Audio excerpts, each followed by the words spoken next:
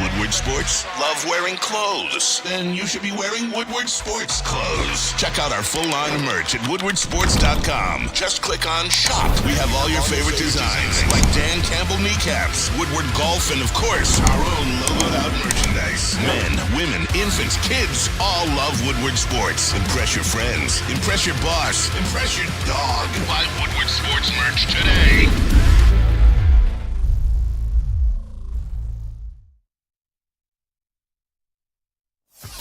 Counting down the days until Detroit shows the world how the draft should be done. Woodward Sports, your official Detroit draft partner. Listen for great insight into the draft, places to go, and what's happening in the city. The Detroit Lions select. See you downtown for the draft. Woo! Jersey Day, man. Jersey Day. It happened. Success. It happened. We're going to have to see, man. They I've have seen some dropped. kind of polarizing comments. Largely, though, people are on fire for it, man. What up, though, people? Welcome to Wake Up Woodward. We appreciate you guys for choosing to kick off your day with the thru, the woo crew. I love ever since KG started saying woo, man. I like that. Hey, appreciate that. It flows off the tongue. Yeah. Woo crew. We got That Woo crew. It's like our version of the Wu-Tang Clan. we It got is. to get some type of shirts. We got it. Really got to. We got it. You got that logo. That logo you designed. Let's JB, go. you see these graphics JB's been cooking up? You guys said he had some new ones yesterday when I wasn't here. Are you kidding me? Yeah. Are you kidding me? Yeah, the Wake Up Woodward, Fire. Fire. Hey, that's what we do on this squad, man. Shout out to our brother Flannel Sam. He will be on Big D Energy today. I think I'm filling in for KG on sounds because they got KG somewhere else today as well. Yeah. That's how we do, man. That's how we do. We got the whole squad pitching in, man, for the team. That's why I love this group. We're like AJ Hinch's ideal roster. Just put us wherever you Let's want. go. Just bring in the matchups at the right time. We'll do it. Let's go. Big Let's go. facts. And We you just know- need to score some more runs. Yeah. Shout out to our elite booth. The best. Detroit's number one draft pick, Mr. KG. What up, though? What up? What up? What? At nobody. I like it, man. I like it. And shout out to JBSMOOOOOV. He's cooking again with the production of the show from the TD booth. Oh man, I just had to do that. That was fun. Hey, that looks like a pretty healthy lion on your hat. Oh yeah, you know, more malnourished, as you say. And shout out to Mr. Matthew Broder. It's your boy Detroit Kool-Aid. Hi, guys. Bro, these jerseys are polarizing. Yeah. Polarizing, man. I think the majority feel. Excuse me. I think the majority feels. Backhand your mic? Yeah, I did. I did. And it's pronounced Mike, not Mikey. Is Matt Although Broder it's spelled. gonna have to smack her? Wayne Brady, baby. Right. There's a little Chappelle Show Riverside, mother. reference. Yeah, right. Well, you got a gun. You're right. Great skit. Great skit. I feel like not the overwhelming, the majority I think really like them. That not everybody, not everybody. There's some who are indifferent. There's some that absolutely hate them. Do you hear our booth? Do you What? hear these guys? What? We're gonna get to it, man. Yeah, I can't yeah, wait to yeah. get their You opinion. guys You guys don't like them. guys Oh, they don't don't like them. We'll chop it up. See, I haven't got your guys' reaction yet. Okay. We gonna chop it up. Don't worry about it. Oh man, brother. I like them. I like them. I'm cool with it. We're gonna talk though. Okay. You want to tell the people we talking about today? Yeah, we have some. We're going mostly Lions today. We're going to hit on the Tigers a little bit in this first segment, talk about these jerseys. Then they're going to break down or at least react to some comments Amon-Ra made, some positives, some negatives, some all over on the RG3 podcast. Actually, let me make sure. RG3 and the ones. There was some comments made, and I want to get you guys' opinion. Do you think the NFL Combine is a scam? We're going to be talking about that in the 8:45 segment. According to be. Brad Holmes. How about it that? is. We're a scam. The Combine scam at 8:30. We got the doc. John Maakaron joining the show. We'll be talking about this Brad Holmes press conference yesterday. Any final details? We'll have him on actually one more time before the NFL draft. But this is almost full go draft time. We're going to be doing a lot of mock drafts, including a big reveal here at 9 o'clock. Uh-oh. And then next week we got mock drafts each and every day. Everyone's making one. We're going to be reacting. We're going to be asking you to send in your mock drafts. And we're just going to be trying to figure out, we're going to be trying to get in the brain of Brad Holmes. He gave us some hints without really giving us some hints, but he gave us some, the usual information pre-draft from Brad Holmes. Here's what we're going to do, but we're probably not going to do that. So we're going to be breaking that all down today. A lot of great clips, a lot of great videos, and then, I'm whipping it out at 9 o'clock. So, all right, let's get into it. Hey, so you already know what to do for Broder's Big Mike. You got to hide the wife, hide the kids. Seriously. And he said today's show is mostly Lions. After the Around the City, I see Lions. It's going to be a packed show.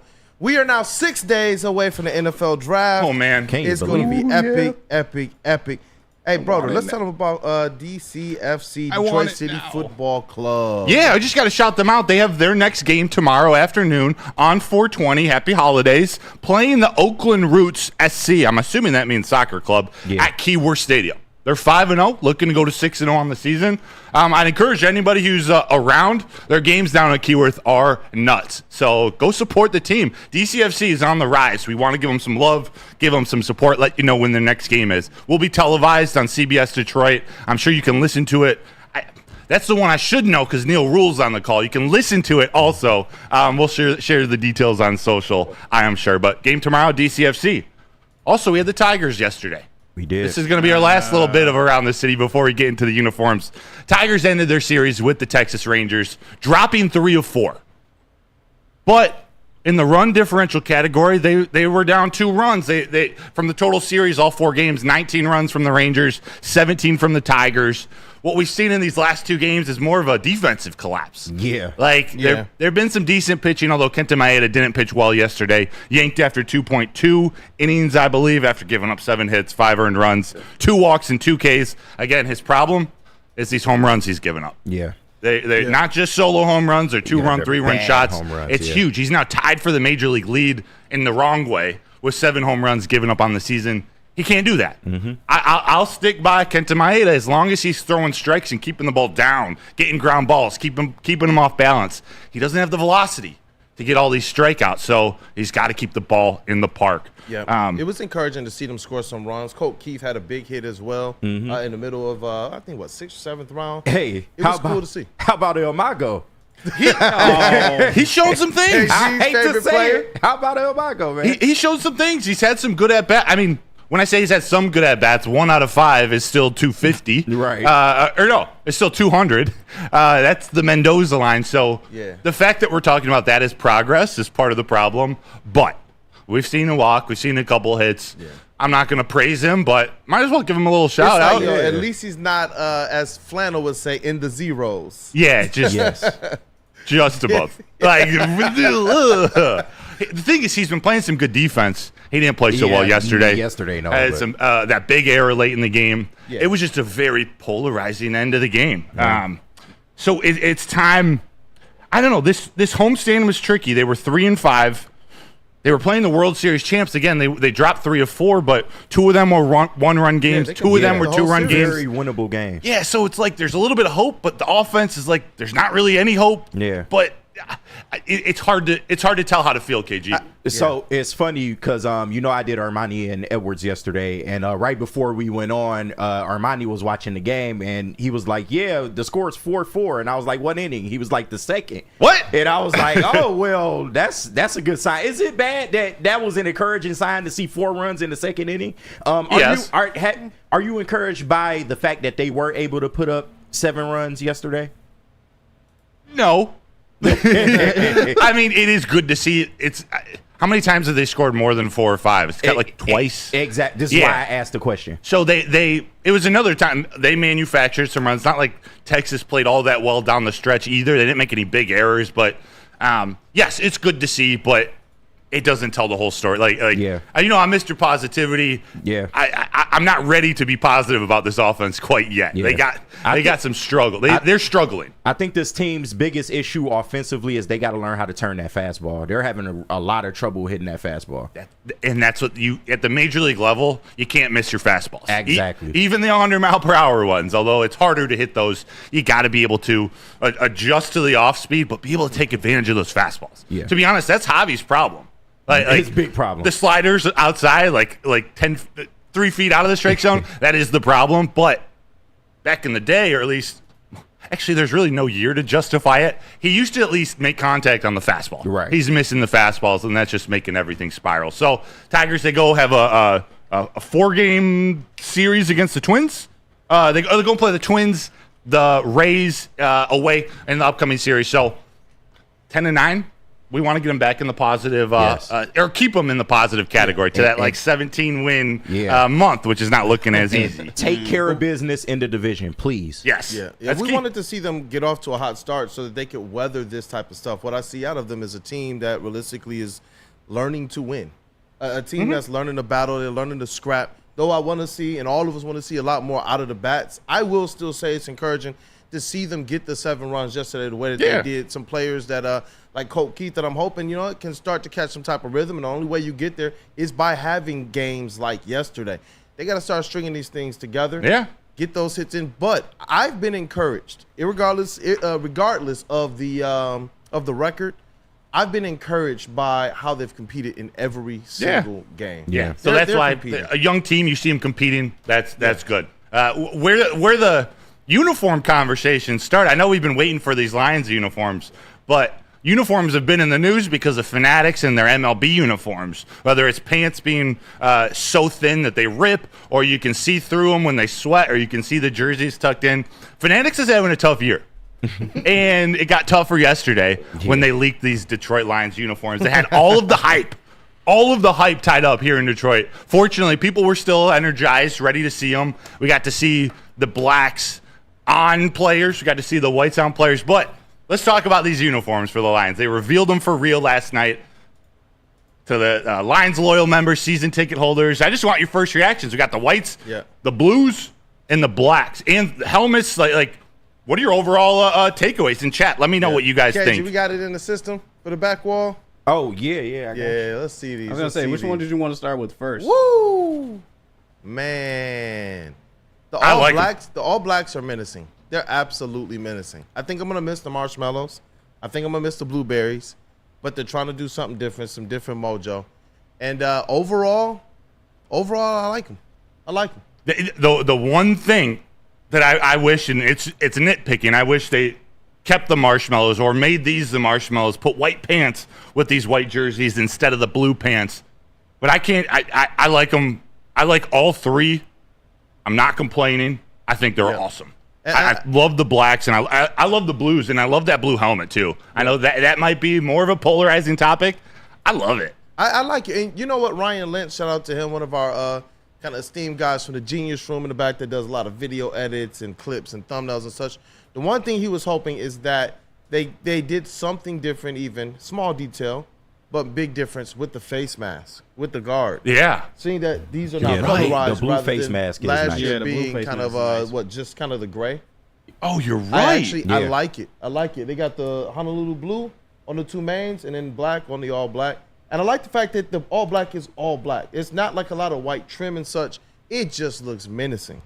It looks menacing. That was the one thing I didn't like about the old ones. It had nothing to do with the record. It was so much silver. There was so much light. Like these are black, like full on nightmare black. Hey, that's why I wore the Dark Knight today, boy. Yes, sir. But KGJB, I have heard you guys kind of groan every single time the jerseys have been mentioned this morning. Hey, there you go, KJB. KG, what's up, man? What's up with these jerseys? So when the leak dropped yesterday, I expressed my displeasure with how they looked, but I did want to see the whole scope of it. And after having a night to sleep on it and seeing the whole reveal, I'm here today to say I'm still a little disappointed in how the jerseys turned out. But I have a tier system. The blues, kind of basic. I wish they had to put the either the Detroit or the Lions lettering on the top like they did with the other ones. Okay. I think that may have added a little more to it. I like the fact that they went retro with the arms. That was okay. But overall, it's just I thought they would do a little more with the home jerseys. Fine. The whites, I like the whites. I do. That sounds crazy, but I like the whites. The way they look, like you said, with the blue face mask, really, really good. I like the Detroit on the front, and it's just a clean jersey, man. It's really nice, but the black uniforms are absolutely fire. Okay. I cannot lie to you there, and that blue and black helmet is one of the sickest helmets I have ever seen in my life. So I got to commend them for that. The blacks with that blue and black helmet is something we have never seen in Detroit, and I absolutely love that. So all in all, I'm going to love them. They are a representation of the Brad Holmes era. So let's hope they do a lot of winning in these. Okay. So. And by the way, before you go, JB, Eduardo O'Neill corrected me. Said you can still wear the white on white and blue on blue. So it sounds like they can interchange the pants, which I'm pumped about. Although I'm cool with the blues as is. But JB, what's your opinion? Here we go. It's been a week for you, huh, JB? It's been a rough week. It's been a rough week, and I know we were super excited about these jersey reveals. It sucks that Fnatic had to ruin it like this because I was pumped up for it. And I'm sorry I got to be the bad guy this morning, but I was expecting a little bit more. As GMAC Cash said, I was expecting a little bit more for our city, but I got to admit, those black uniforms are fire. I really do agree with those are fire. I'm glad they brought the black uniforms back, adding them with the helmet as well too. If you see the mixture with that same color blue on the pants too, it actually looks pretty good. I give you credit for that. But as far as the other two jersey selections go, it's like, what did you do? You didn't really do anything new. As Lupe Fiasco said, did you improve on the design? Did you do something new? Thank you, You really JB. didn't. All you did was take an old school look and then tried to bring it up now and try to sell it. Which, I mean, I get if it sells, it sells. That's fine. All you did was subtle detail. You took the WCF off the side. It's on the helmet now. Oh, it's on the helmet now. Oh, great. The back of the helmet, yeah. Oh, jeez. I didn't even notice that. But, yeah, you took that off, put it on the back of the helmet. You put Detroit on the front of the white jerseys just to think that, hey, they're going to forget what team they play for some odd reason. I don't know why. And then you put phrases on the back of their collars that no one can see but them, which I just didn't get. I really didn't get. You increase the armband, put a little silver here and there, and at the same time, now I've come to find out that these jerseys cost $180. Damn. Yeah, no, I'm out on those. If anything, if the old school ones from last year are still available, I'll go and buy those off the clearance rack for the same thing. I'm sorry, you didn't do anything new for me, so I don't know if they were like kind of held up by the organization saying we can't do too much to change things up, but still at the same time, you had us hyped up for so long, only to kind of slightly give us what we had last year plus some old school stuff. To try and resell. Like, I don't get it. I'm sorry. I gotta be the bad guy. I do got a question for you, JB. What's up? These or the Slinky Lions? I mean, obviously, I'm gonna take those. I'm not gonna take it. I'm not going back to them damn Slinky Lions. I'm sorry, I can't do that. Nah, so I did hear a story. I don't know if it's true or not, and maybe you can confirm this, Broder. But Dan Campbell, he played in the black uniform. So him and Rod Wood, he went to Rod Wood and said, I want to bring the black jerseys back. And Rod Wood response to him was, we'll go win the division. So they went and won the division, and I think Rod Wood rewarded him by bringing back the black unis. Is this a true story? Confirmed. Hey, confirmed, baby. Okay. Seriously. Talk about college, bro. This organization. I want it. I get it. I want it now. Like it, man. love it, gotta have it. And what's the thing he called us out on this year, Mr. Dan Campbell? We are going to the Super Bowl. They've been getting everything they've been saying. So let's see, bro. So side question: if we lose in the Super Bowl wearing one of these blue or white jerseys, are we going to get rid of them? No, hang it in the Hall of Fame, bro. If they make it to the Super Bowl, I want them to win. But if they get there at the very least, I don't even know what we'll be watching, bro. I have no idea what we'll be watching. That watch party, that live stream, that thing is going to be epically crazy. Obviously, we want them to win. But if they get to the Super Bowl in any jerseys, put those in the Lions Hall of Fame, put those in the NFL Hall of Fame, put those in the Football Hall of Fame, put them in any Hall of Fame you can get them into. That's where I'm at with that one, man. Yes, and I'm salty. He's disappointed in me. I'm salty. He says, Dan likes the blacks, confirmed. So we all have to like them. You damn right. We all like the blacks. All have to like them. We will walk off the show. Yes. Yes, we will kick push you right on out of here. Kick, push. This little Lupe Fiasco line. See what I did there? Come on. You did there, man. Come on. That's a I see classic, what man. you did there, Maybe man. like his most Shout out popular Lupe. song. Yeah. But I'm hoping that all the shots that he's calling this year will work out. Yes, like Planet Fitness. Also, real Hey. quick, shout out taking that WCF patch off the side of their jersey. Yes. That's a nice little touch. Yes. That I like. I'm sick of Willie Clay. Get rid Rip of it him. off. With this as a new team, SOL is done.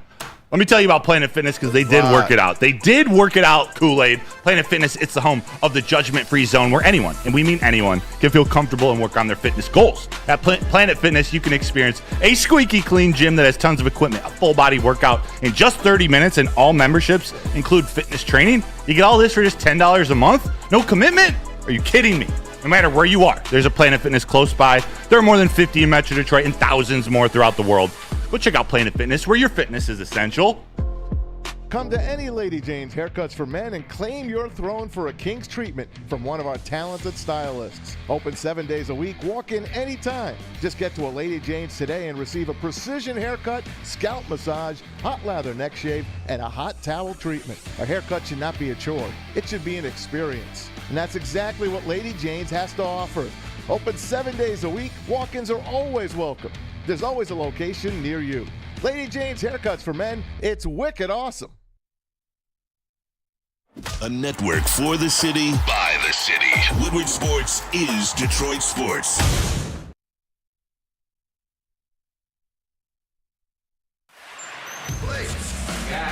What's good, man? How you doing? What you got for me today? Let's have a look, man. I see the one I want right there. That's the one I'm looking for.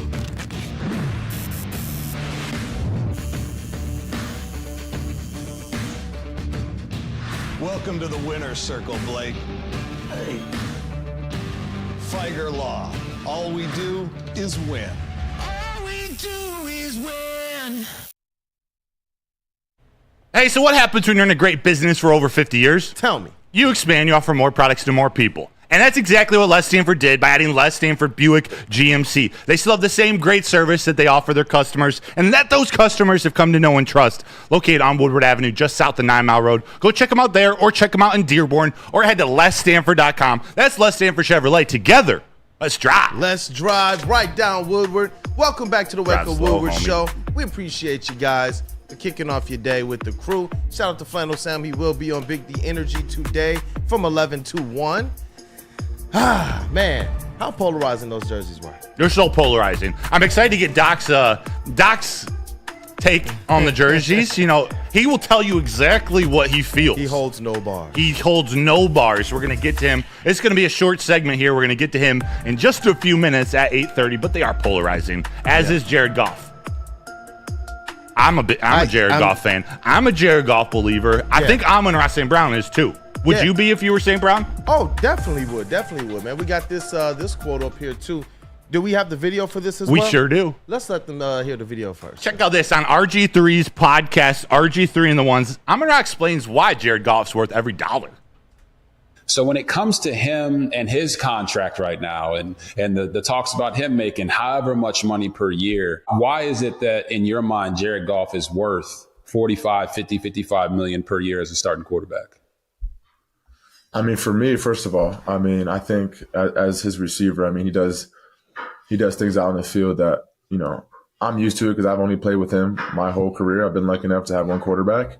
But he's, you know, accurate, commands the offense, all the stuff you want in a quarterback. But then you look at the Detroit Lions history. I mean, when's the last time we weren't, you know, this deep in the playoffs, won this many games? When we first got there, like I said, we only won 3 games. So to see what he's done with this Detroit football team from, you know, 2 years ago or 3 years ago to now, he's winning games. I think winning is a big part of this, you know, of this sport, especially for a quarterback. So, and that's what he's doing. He's winning games. And you go look at his stats too. They're up there with some of the best quarterbacks in the league. So he's worth every dollar that he gets. And I can't wait for him, you know, for him to get paid and be a part of this future for a long time. Man. Can't wait for him to get paid and be a part of this Lions future for a long, long time. Hey, and according to Jared Goff, you know, I'm gonna be here for a while. I'm gonna be You're here right. for a while. I love it. Like the things are coming into place. We got to see the contract signed, but whether you love Goff or hate him or are neutral about him, to see the support from his number one receiver, a guy who was drafted the same year as he was traded to Detroit, who started the rebuild with Goff, like they've been in lockstep. Yeah. From day one of Amon-Ra St. Brown's career, from day one of Jared Goff's career in Detroit. And throughout that podcast, Amon-Ra St. Brown, he was talking about, you know, being drafted and getting a message from Jared Goff, going out and training with him before even starting Detroit Lions training camp because he was out in California. So they were throwing with various NFL running backs and wide receivers. But to see your number one receiver who's about to get paid, KG, talk about your quarterback who's going to get a bag from somebody, we think and assume it's the Lions. What's that tell you? That's got to mean something to this team. Yeah, it should go a long way seeing how the locker room revolves around this guy. Like, if there was a problem with Jared Goff's leadership, we would have known about it by now.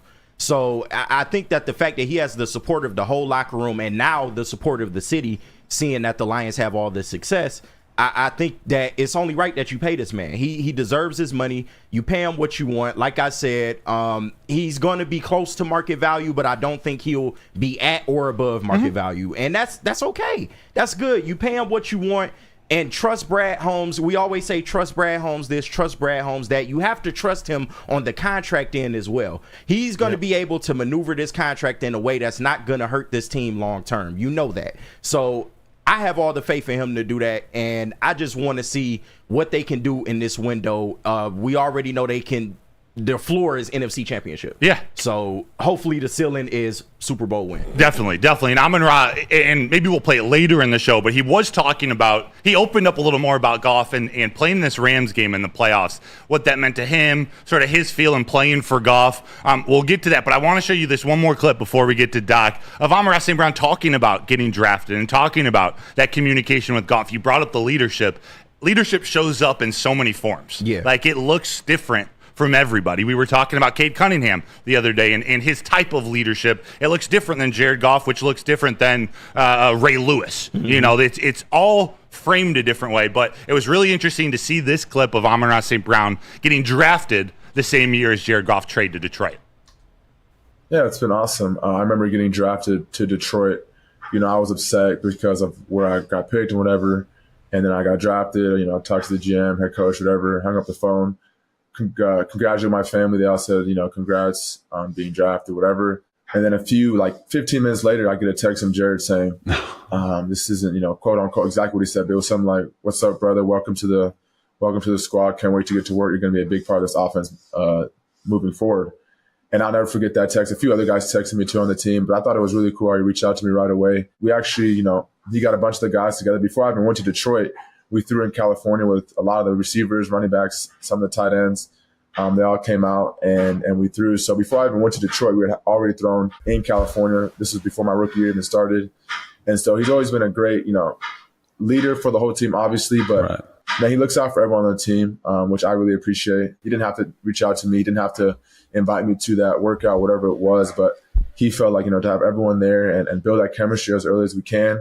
And that rookie year didn't go how we wanted. Obviously, we only won 3 games. But I think just, you know, having everyone around, the same coaching staff, Coach Campbell, all the people together, like you said, me and Jared, we kind of came in together to that situation. A bunch of us that are still there came in together that year.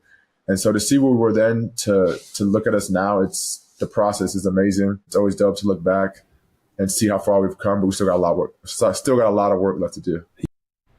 Man, I really like what Amon-Ra St. Brown is saying. And the confidence is the thing that I love. And the fact that they were building chemistry. Jared Goff's whole concept was, you know what? This guy's going to be the one that's going to be our number one.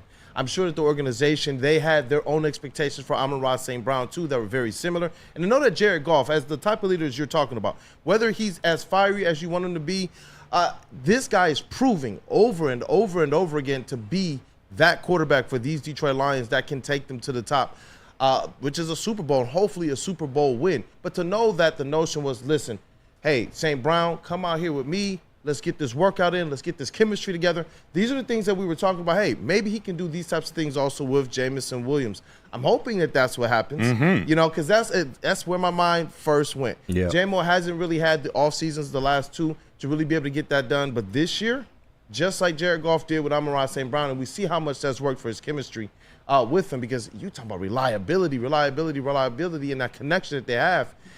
Man, not too many people can stop that. Even when St. Brown is getting double covered, shadows from the safety, that connection has been invaluable for the Detroit Lions. And to hear what it meant to someone like St. Brown to get the text saying, or the first time they talk saying, "Hey, you're going to be a big part of this offense." Yeah. Like we're lucky to have you here. Calling their shots. They I don't know. I doubt that's a normal thing with 4th round pick. Like, maybe JMO got one as the number 12 pick moving up, but I don't know about 4th round. Does this mean anything to you, JB? Do you take anything away positively or negatively about Goff or St. Brown?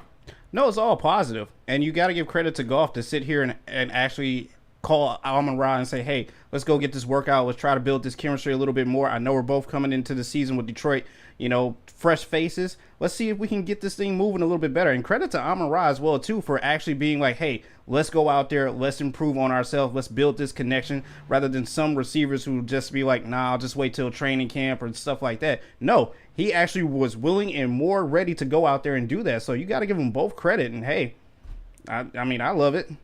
Love it. Absolutely love it. Love it. Absolutely Love love it. it. So we got Doc coming when we come back. Just got to shout out the chat. Thank you all for being here this morning. I see you. Keys to Wisdom. I'm Salty. Jay Cruz and Pew Pew.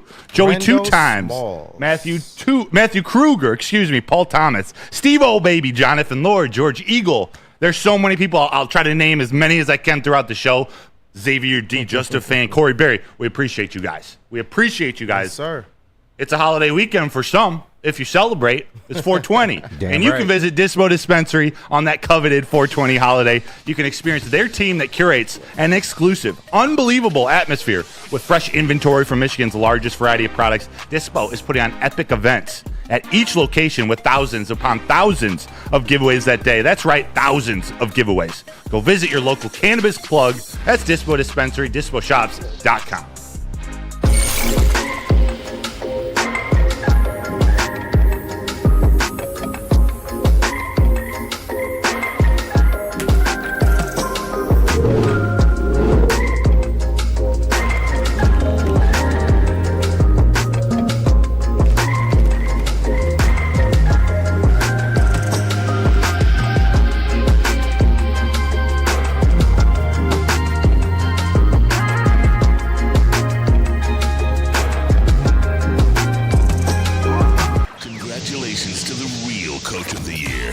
City Dan Campbell. Just put your head down and go to work. It's about to be fun, man. It's about to be fun. Woodward Sports. Where's the most convenient place to get that big fitness energy? It's Planet Fitness. Join today for just $1 down, $10 a month. With over 2,400 locations and equipment for every workout, you can get in, get energized, and get going. And with free fitness training and most clubs open 24 hours, everyone belongs in the judgment-free zone. So join today for $1 down, $10 a month, no commitment, cancel anytime. Game is won in the trenches, and our big fellas don't mess around. The Woodward Heavyweights on Woodward Sports. When it comes to chicken sandwiches, I got the sleeper for you guys. It's a Shake Shack Chicken Shack sandwich. You can try the Chicken Shack sandwich for free with a $10 purchase. So grab yourself some crinkle fries or one of their amazing milkshakes. They are so good. I think they're hand spun, they say. And your Chicken Shack will be free. Just use the code Woodward in person, online, or download the Shake Shack app today. Again, promotions are available in 7 Michigan Metro Detroit locations, and it ends today. Go get yourself a chicken sandwich. What up, though, people? Welcome back to Wake Up Woodward. Make sure you guys use that code Woodward at Shake Shack. We already know Broder's going to do that. He has plans to get the itis a little bit later. After whipping out that big mop. Laying it right on the table. It's movie. Perfect, especially with 420 coming on, man. You guys have the munchies. Use that code Woodward at Shake Shack. You're going to be doing yourself all types of favors, man. Reminding me that it ends today. I'm going to get a chicken sandwich for lunch today. Hey, go ahead and do that. Yeah, and a shake. And a shake. Ooh. And a shake. Yeah. Oh, yeah. It's Friday. Man. Hey, but welcome back, people. It is the Wake Up Woodward show. Thank you guys for being here. As always, you're a very important part of this Wake Up Woodward family and this platform. We appreciate you greatly. Go ahead and smash that like button to support the crew, the network, and especially this stream. And once you've done that, encourage someone else to do the same. But it's time for the doc, man. Yes, sir. All Lines with John Maakaron, publisher, Sports Illustrated's publisher and editor of All Lines and host of the Detroit podcast. What up, though, Doc? Fellas, you put me in a good mood. That's my favorite photo. That was taken in the Detroit Tigers dugout. One of the first times I got to go down to the dugout, talk to the Tigers manager. It was just a moment of appreciation, knowing the hard work, and you can kind of see a little bit how happy I was sitting on a bench in the Tigers dugout, taking it all in. I was just like, that's dope. Man, there's nothing like this. That's so dope. There's nothing. You can see it. You can see it on his face. It's beautiful. Do you have that same excitement after seeing the uniforms last night? Yeah, yesterday was quite the experience, kind of getting me ready for the draft, which is a 5-day grind for NFL reporters, starting with the talk with Brad Holmes about what his early thoughts are about the draft, kind of looking at what his early plans are and things like that. And then we have the opportunity to go to Ford Field to check out the uniform. Well, it was a little bit of a buzzkill knowing that it was released online. But to me, after seeing it in person, it was kind of like the ultimate teaser. We got a chance to see what the uniforms look like on photos, but when you're there live in person, talking to Kirby Joseph and Aleem McNeil, best way to put it, those uniforms are crispy. They're great. They are taking care of business. Look, I know people, some section of the fans wanted bold changes. And look, the best way to describe it is the Detroit Lions took a classic uniform that they had and upgraded it and made it more modern, but also reflecting on and honoring their past. That event was really special to be at, having Dan Campbell out there, seeing the video packages they laid out there. It was top notch. And even though the pictures had already been released, to see the helmet and the complete uniform package was special. And when you guys get a chance to see them out on the field, you're going to appreciate it. I think that the Lions did a good job of honoring their past, but also making it a uniform that people are going to be proud of. Which of the three are your favorites? Yeah, to me, I think the top one is the home blue jersey. I was definitely going into it a fan of Honolulu blue and silver. That's the colors of the Detroit Lions. Not so much a fan of the black uniforms because in my memory, it's seared with losing. The curse, the black uniform curse. I don't want to see the Lions in that. Dan Campbell wore it. All you think about is losing. But, there were highlights, obviously, of Calvin Johnson and some positive games that they had wearing that uniform. But to me, when you see what it looks like with the shiny new helmet, oh, my goodness, it's unreal. Look, it's an alternate jersey. So you're not going to see it all that much. But, boy, that Honolulu blue is nice. It's solid. And I think, look, most importantly for the Lions, the fans that went there, they were ready to shell out their $200, and there were a lot of jerseys flying off those shelves. I had a chance to talk to a fan just walking out, and he had a St. Brown jersey. And all the fans that attended that event felt rejuvenated, and they felt like, all right, this is the start of the 24 season. Let's go. Man, let's go. That's what I was going to ask you about, and so I'm glad you already gave that perspective on the fans. Because we're going to say, hey, what's the feeling around the fans and the media? But even beyond that, Amon-Ra St. Brown, you saw his pictures kind of all over, donning the new uniforms, as well as his comments all over social media from the RG3 podcast. And he had some interesting things to say about his connection with Jared Goff, as well as pay that man his money. What'd you think of Amon-Ra St. Brown's comments as related to Jared Goff? Yeah, no doubt. A wide receiver's best friend is the quarterback. And they have clearly a tight relationship, being that they're from out west. They understand both kind of the idea of maybe being overlooked, not being appreciated enough. And they've had success out on the field. And no doubt about it, Amon-Ra St. Brown knows that his massive contract is largely in part due to the way in which Jared Goff delivered the football and the way in which they worked together, the chemistry that they had. There's no way you don't appreciate the quarterback that's probably going to get you a $100 million contract. So you always return the favor. And look, most guys are going to say, hey, I want my teammates to get paid, because whenever everybody gets paid, everybody's happier and everybody is in line with feeling like they're appreciated. And in the NFL, there really is two ways to get shown appreciation. That's playing time and targets, and that's getting the dollar. So both of them are going to be shown the dollar, and I think that both will say that each one has earned every single penny that's coming their way. And look, guys, let's not discount what Amon-Ra St. Brown brings to this team. Gritty. I think he's one of my favorite interviews. I think that he commands a room. Look, he doesn't even have to be bold. to even command anyone's attention. When it's time for us to talk to him, I look forward to it. I try to make sure I'm right in the right spot so Broder doesn't push me aside and take over my spot. So I make sure, because I have to fight for my position so I can hear the man. And it's just competition in the locker room, you know? They're breeding it in the media too. It's stiff competition, and Broder don't fuck around, man. If he wants a spot, he can be everyone Red Wing style. He don't care. Doc will go flying. He don't care. So I got to fight my position. I'm the little ball of hate in there, Pat Verbeek style. So I got to fight for my spot so I can hear the man. So it's the best part of our week. Amon-Ra is truly, look, even if he's having the best really thing you can say is, even if he's not feeling it, maybe he's getting a little bit disappointed with a performance that he had or following a loss, still stand-up guy, will give the honest answers and can handle tough questions in the utmost professional manner. Man, what an asset to the organization. I hope we get a chance to talk to him for a lot more years. Without a doubt. And I don't know if you saw that full podcast, but there was a short section where he talked about this Netflix show coming out and how he's excited to see just the behind the scenes experience that he and other NFL players, other NFL wide receivers, pass catchers have. Like, there are things in his personal life that he sort of alluded to that were going on. So it's going to be really cool to see the behind the scenes look. But I'm going to pass it to KG, who has another question for you. Yeah, so looking ahead to the draft, you know, everybody in the world is trying to figure out what's on Brad Holmes' mind, doing the impossible.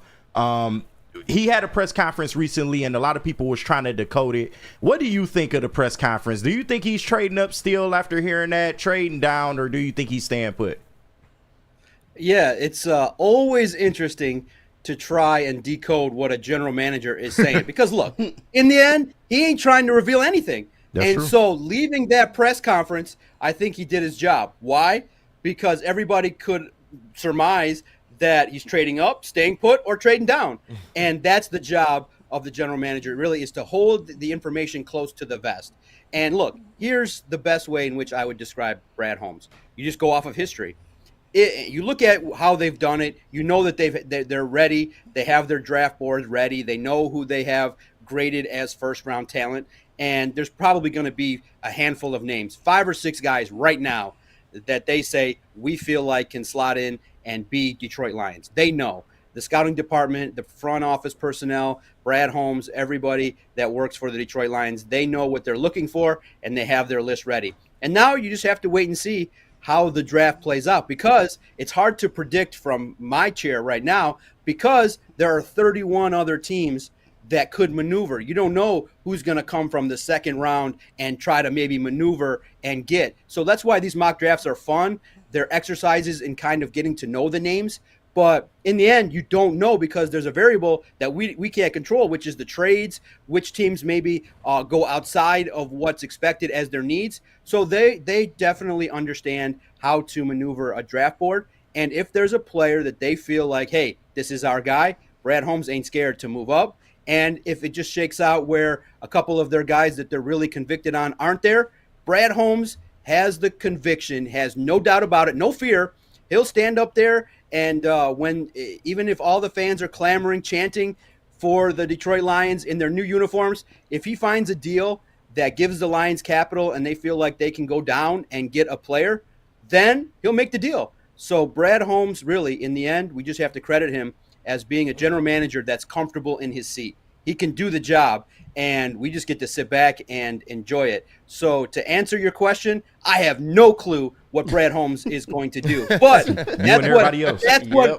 that's what makes it fun, because the draft is in Detroit. There's the added layer of drama. But at the same token, I think the safe play would probably be just wait for the board to shake out and take a pick at number 29. Just stay put and find your guy. I think that they can do that. And this will be fun, too, to see kind of where his board shook out and what happens at number 29 should they stay. Hey, Dot, look, it's the last one for me today. We've seen some pretty talented, as it relates to individual players, some pretty talented Detroit Lions teams in the past.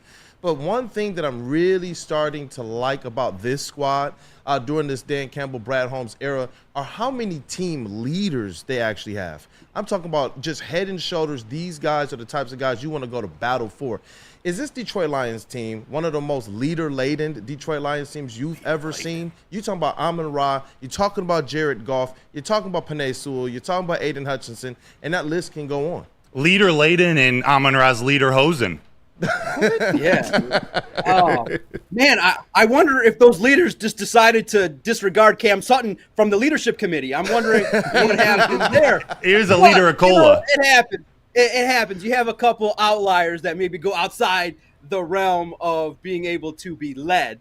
But, to your point, I'll say this. The Lions, in one of their characteristics they look for is leadership. Was a player a captain? Did he use his voice? How did he handle adversity? How does a player handle when things don't go their way? Because the NFL is a huge wake-up call. The first second you step out on the field, the speed of the game is remarkably different. They understand that, hey, they're going to get coached hard.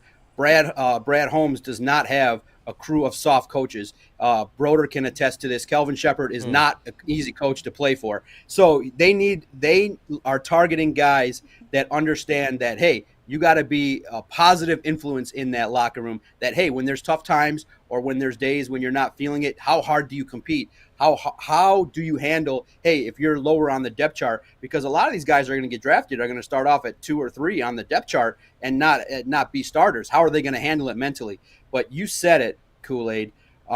This Detroit Lions team has the potential with the leaders in the locker room, starting with Alex Anzalone. I think he is a strong linebacker leader that can really command the defense. I think that he's stand-up guy.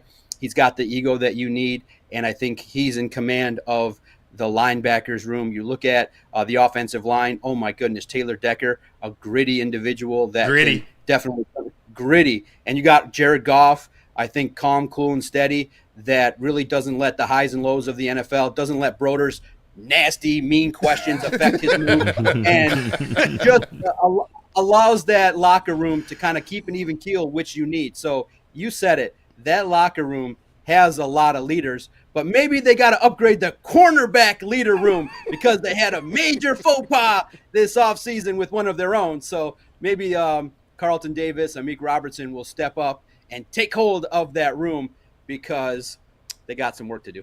Yeah, hey, Terrion Arnold and Mike Sanders still are pretty good leaders coming up out of college. But, Doc, let me ask you this last question, then we'll let you go.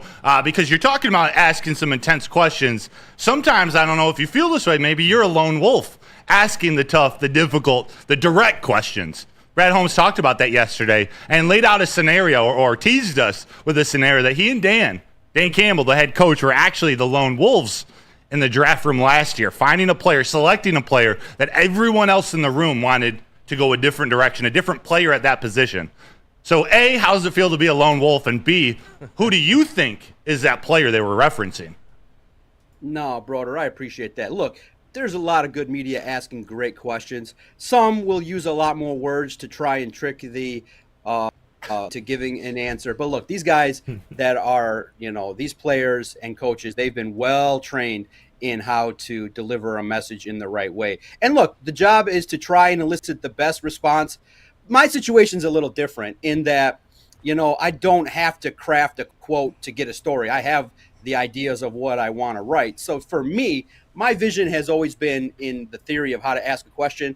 And definitely I like at polling the audience in terms of what they're thinking. A lot of the responses I get are silly, but I think that guys like Eduardo are great. They have realistic ideas of what they want to, what information they want. But to me, I just ask what I think is in my head. I ask my writers what they're thinking, but to me, it's just what comes in my mind. What do I want to know? And I can deliver it in the manner in which I see fit. Sometimes I know that it's just going to be a question that they're going to punt on, but they know someone's thinking it, and that person's me.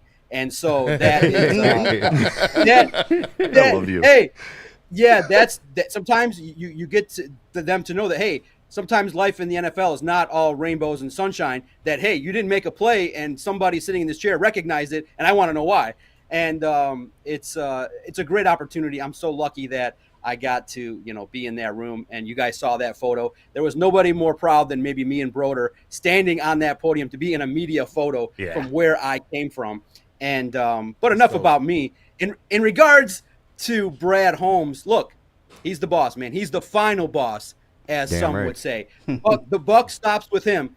And if there's a player that he loves and feels like, hey, that's the guy for the Detroit Lions, he can be the lone wolf and select a player that he sees fit. But look, it's a collaborative effort. And to me, I would not be a good general manager because I would definitely take the final boss mentality and just say, hey, this is who I want. This is my job on the line. And the head coach, you just follow me. But the Lions are doing something much better. They can handle the collaborative approach. I'm not that way. I'm too controlling. I want my finger on everything. If I'm making $5-6 million a year, I'm not letting some area scout dictate to me who I'm taking. What? Brad Holmes, listen, is way smarter than me and is a way better general manager and collaborator than I ever would be. I would be somebody where the leaks would be, God, that guy's an asshole. I want to get out of here. But I think what Brad Holmes was really saying is people kind of understand what groupthink is, which is, hey, if everybody loves a player, he gets it. He knows what the player's about. But if there's somebody out there that says, wait a minute, I don't like him, his eyes perk up a little bit and says, wait a minute, we all love him. Why don't you like him? And he perks up because that indicates that maybe there's something he missed. And so to the testament and credit of Brad Holmes, he's look, really in the end, he's going to leave no stone unturned. And if somebody is willing to share a scouting opinion that is different than the group, he respects that immensely. And I would too. But guys, let me tell you this. If you want to be in a job where there's 50 million opinions on one player, scouting is the roughest job probably in the NFL. You got to be traveling.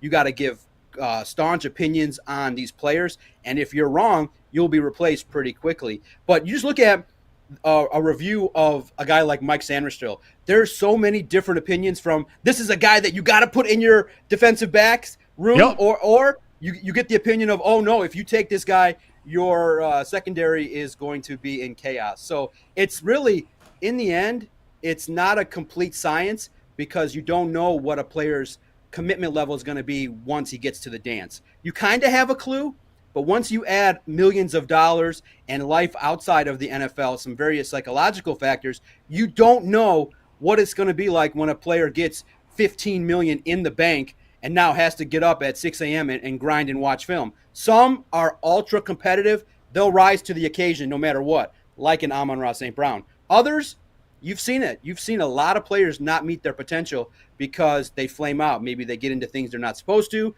or they read their own hype and don't feel like they got to get better. So that scouting and being a general manager in the NFL is not easy.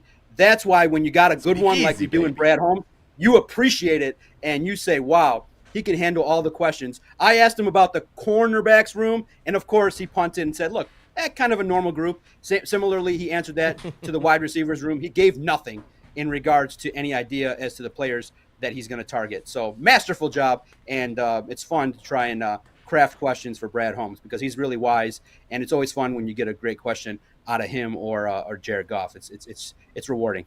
That's dope. Doc, as always, man, we appreciate you joining the platform, giving us your time, and bringing that insight. You know what? Really quickly before we get into this next segment, before we let you go, I got to know, the Lions all black uniforms or the Pistons teal, which one is higher on the ish list? Oh, Kool-Aid, let me ask you this. We were having such a great interview. It was all positive. You gave me the leeway to talk about myself a little bit, which I truly enjoy. But let me just go down this road. The Pistons just had a catastrophe of a shitty season, right? Yeah. And look what happened this week. You get Charlie Villanueva dropping bombs on the Pistons. You get Stan Van Gundy dropping bombs on the Pistons. What the fuck is happening with the Pistons? That guys that have no right to be sharing their opinion. I'm sitting there listening to Charlie V talking about not showing up to practice, the group of 6 guys that didn't want to mess with John Custer. I'm hearing Stan Van Gundy talking about the disaster that is the Pistons roster. Shut up. I don't want to hear from guys. Especially from them. I don't want to hear from those 2 guys. Yeah, no, real. Oh, That's real. Why would you ask that question? The uniform fired up teal today. uniform. The teal uniform was god awful, and God, pissed me off, man. Why would you do that? I love you, Doc. Why would you do that, I Kool-Aid? love you, Why would man. you do Look, that? Publisher of All Lions, host of the Detroit Sports Podcast. Man, it is the Doc, man. Thank you always for joining the show. It's been a good one, man. Thank you, sorry, Doc. Thanks, Doc. I'm sorry. Thanks, guys. Hey, have a blessed day, brother. We'll talk to you next Thursday. Yes, sir. It's Man. always the best having Doc. It's a perfect blend of knowledge plus comedy plus just bluntness. Yeah. Speaking of 420. Yeah, it's fun. Speaking of 420. I mean, it's that fun, time. dog. I love this show. Hey, chat family, thank you guys for supporting the Wake Up Woodward show. Go ahead and smash that like button, and when you get an opportunity, if you already have, then encourage somebody else to do the same. And you can support the other shows on this network too. Because you guys already know, 8 to 10 a.m. Monday through Friday, every weekday, it's going to be your Woo Crew. We appreciate you guys stopping by and hanging out with the starting five. But if you're, by the way, Dad with Tourette's or anyone out there wearing glasses or maybe having to use a magnifying glass to watch the show, you can take those off. You can put them away for this next segment because we're going to be revealing the Big Mock here at 9 o'clock. So, Kool-Aid, will you tell them about all the shows here at Woodward Sports and what we're doing? Yeah, like I was saying, thank you guys for tapping in with Woo Crew. But Big D Energy from 11 to 1, 4-time Stanley Cup champion, and Detroit's defender, Darren McCarty and the Golden Voice, Neil Rule. They host Big D Energy from 11 to 1, Monday through Friday. And you can also catch Detroit's #1 draft pick, Mr. KG, on there as well. And then Armani and Edwards with MASH. You're talking about University of Michigan and NFL wide receiver Braylon Edwards.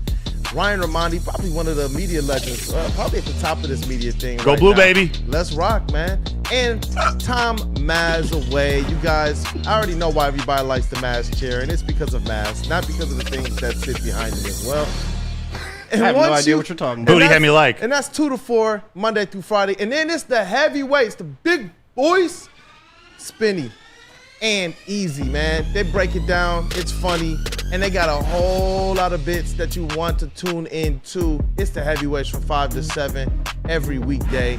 Shout out to the squad, man. Squad. Thank you guys for making Woodward Sports the #1 digital sports network out there. Keep tapping in. What's good, man? How you doing? What you got for me today? Let's have a look, man. I see the one I want right there. That's the one I'm looking for.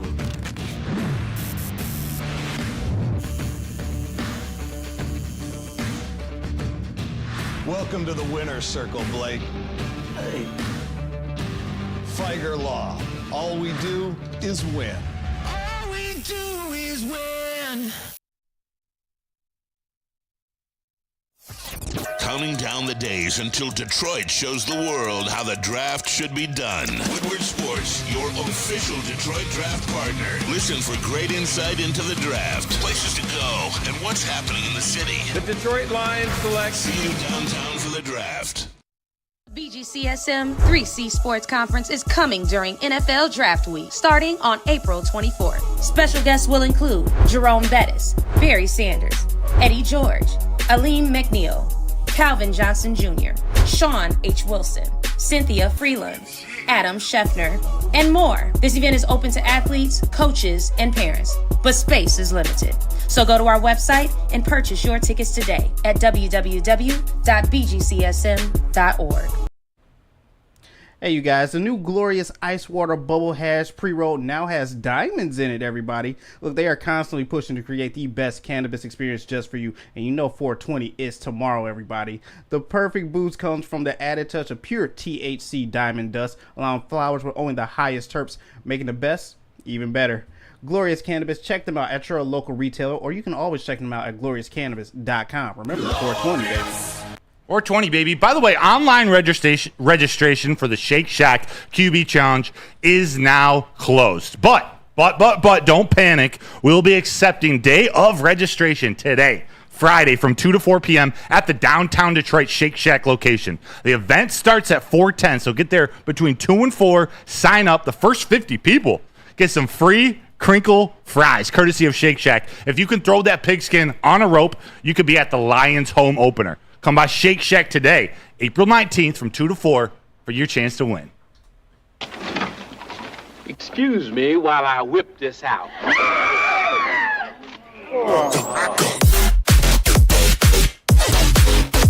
Excuse me while I whip this out.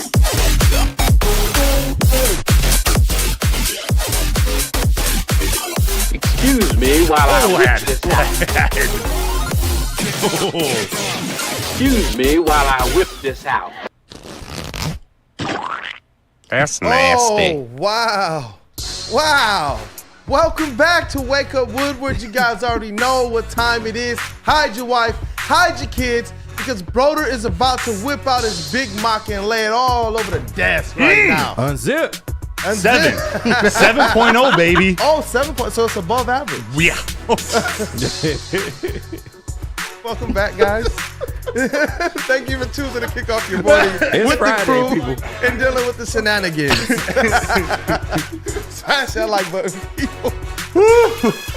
Yeah, get all the likes in before you see who I pick, because we got to turn as many likes away from the thumbs down until you see this. But man, I don't even know how to follow that.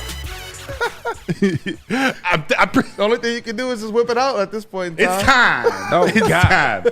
time. No, I appreciate you guys for being here for this. Let's do this. I'm going to start, JB, with just the trade tease, because I'm going to tell you, the Detroit Lions traded up in the first round to go get a guy. These are the trade details. So while we're going through this, think who this might be. We got the Lions receiving, moving up 3 spots, just 3. Okay. To number 26. Receiving round 3, number 92. Okay. And round 4, number 125. You know me, I want to get into those 100s. So the middle 100s, between 100 and 164, 125. With the Bucks, they get number 29 and our 3rd rounder, number 73. So they move up almost 20 spots. So start thinking about who I'm moving up to get at 26. But JB, if you could show the top 8 picks, we're going to jump right into this. Oh, Jesus. Yeah. That's aggressive. Yeah, So aggressive. it's happening. Here we go. Use some Vaseline. I pulled off the trade that I hadn't seen yet. Wait, what'd you say? So aggressive, God. Like, no Vaseline. No Vaseline. Oh, I thought you said like flaccid or no Vaseline. No Vaseline. No Vaseline. Hey, Shout out Q. shout out that guy's outfit. Wow. Sherlock Holmes. Yeah. Okay, so here we go. Caleb Williams goes 1 to the Bears. Jaden Daniels 2 to the Washington Commanders. But how about this trade? Right off the bat, the Jets move up to number 3. What? With the Patriots looking to acquire some capital. That's smart, because they actually. need a buttload of people. They Yeah. go up and get Marvin Harrison Jr. What do you think? That's smart because Aaron Rodgers needs all the help he can get. They won't achieve anything still, but I mean, it's a smart move by the Jets. Absolutely. Thank you. Thank you. And what that does, all of a sudden, Drake May and J.J. McCarthy start to fall. I mean, we'll call fall into 4, fall. A lot of people think they're going top 4, but this allows the New York Giants to move up 2 spots and go get J.J. McCarthy. Bye-bye, JJ. Bye-bye, J.J. Sorry, Vikings. He's going there. New York Giants jump up to get him, trade with the Arizona Cardinals, who you see went and got Malik Neighbors. Malik Neighbors, so they trade back, acquire more draft capital. The Cardinals have a bunch. Get Neighbors. Joe Alt goes to the Titans, and then trade number 2 on the day. Actually, this would be trade number 3 already in the top 8. Roma Dunze on the opposite Raiders. side of Devontae Adams in Las Vegas. You cool with that trade? That's a good move. Hey, how come Joe Alt is always number 7 in these mock drafts? I swear. Yeah, he that's always kinda goes to the weird. Titans, bro. Yeah. It's that, not awkward, but it just seems like a perfect fit. Yeah. If they very likely will be going offensive line, maybe a DB or interior defensive lineman, but Joe Alt with Peter Skoransky and Cushenberry at center, that's a pretty nice left side of the line for Will Levis to throw to Hopkins and Kelvin Ridley and Treylon Burks and Tony Pollard. Like, I don't know what Brian Callahan's doing out there, but he's building an offense, or at least trying to. So that's why I put him there. Then Roma Dunze to the Raiders. How about picks 9 through 16? I got you. So with all these trades, there's going to be a lot of action happening now in the teens, seeing where people fall. Drake May. Now, I would never trade in division. Brad Holmes has proved he will. The Vikings have proved he will.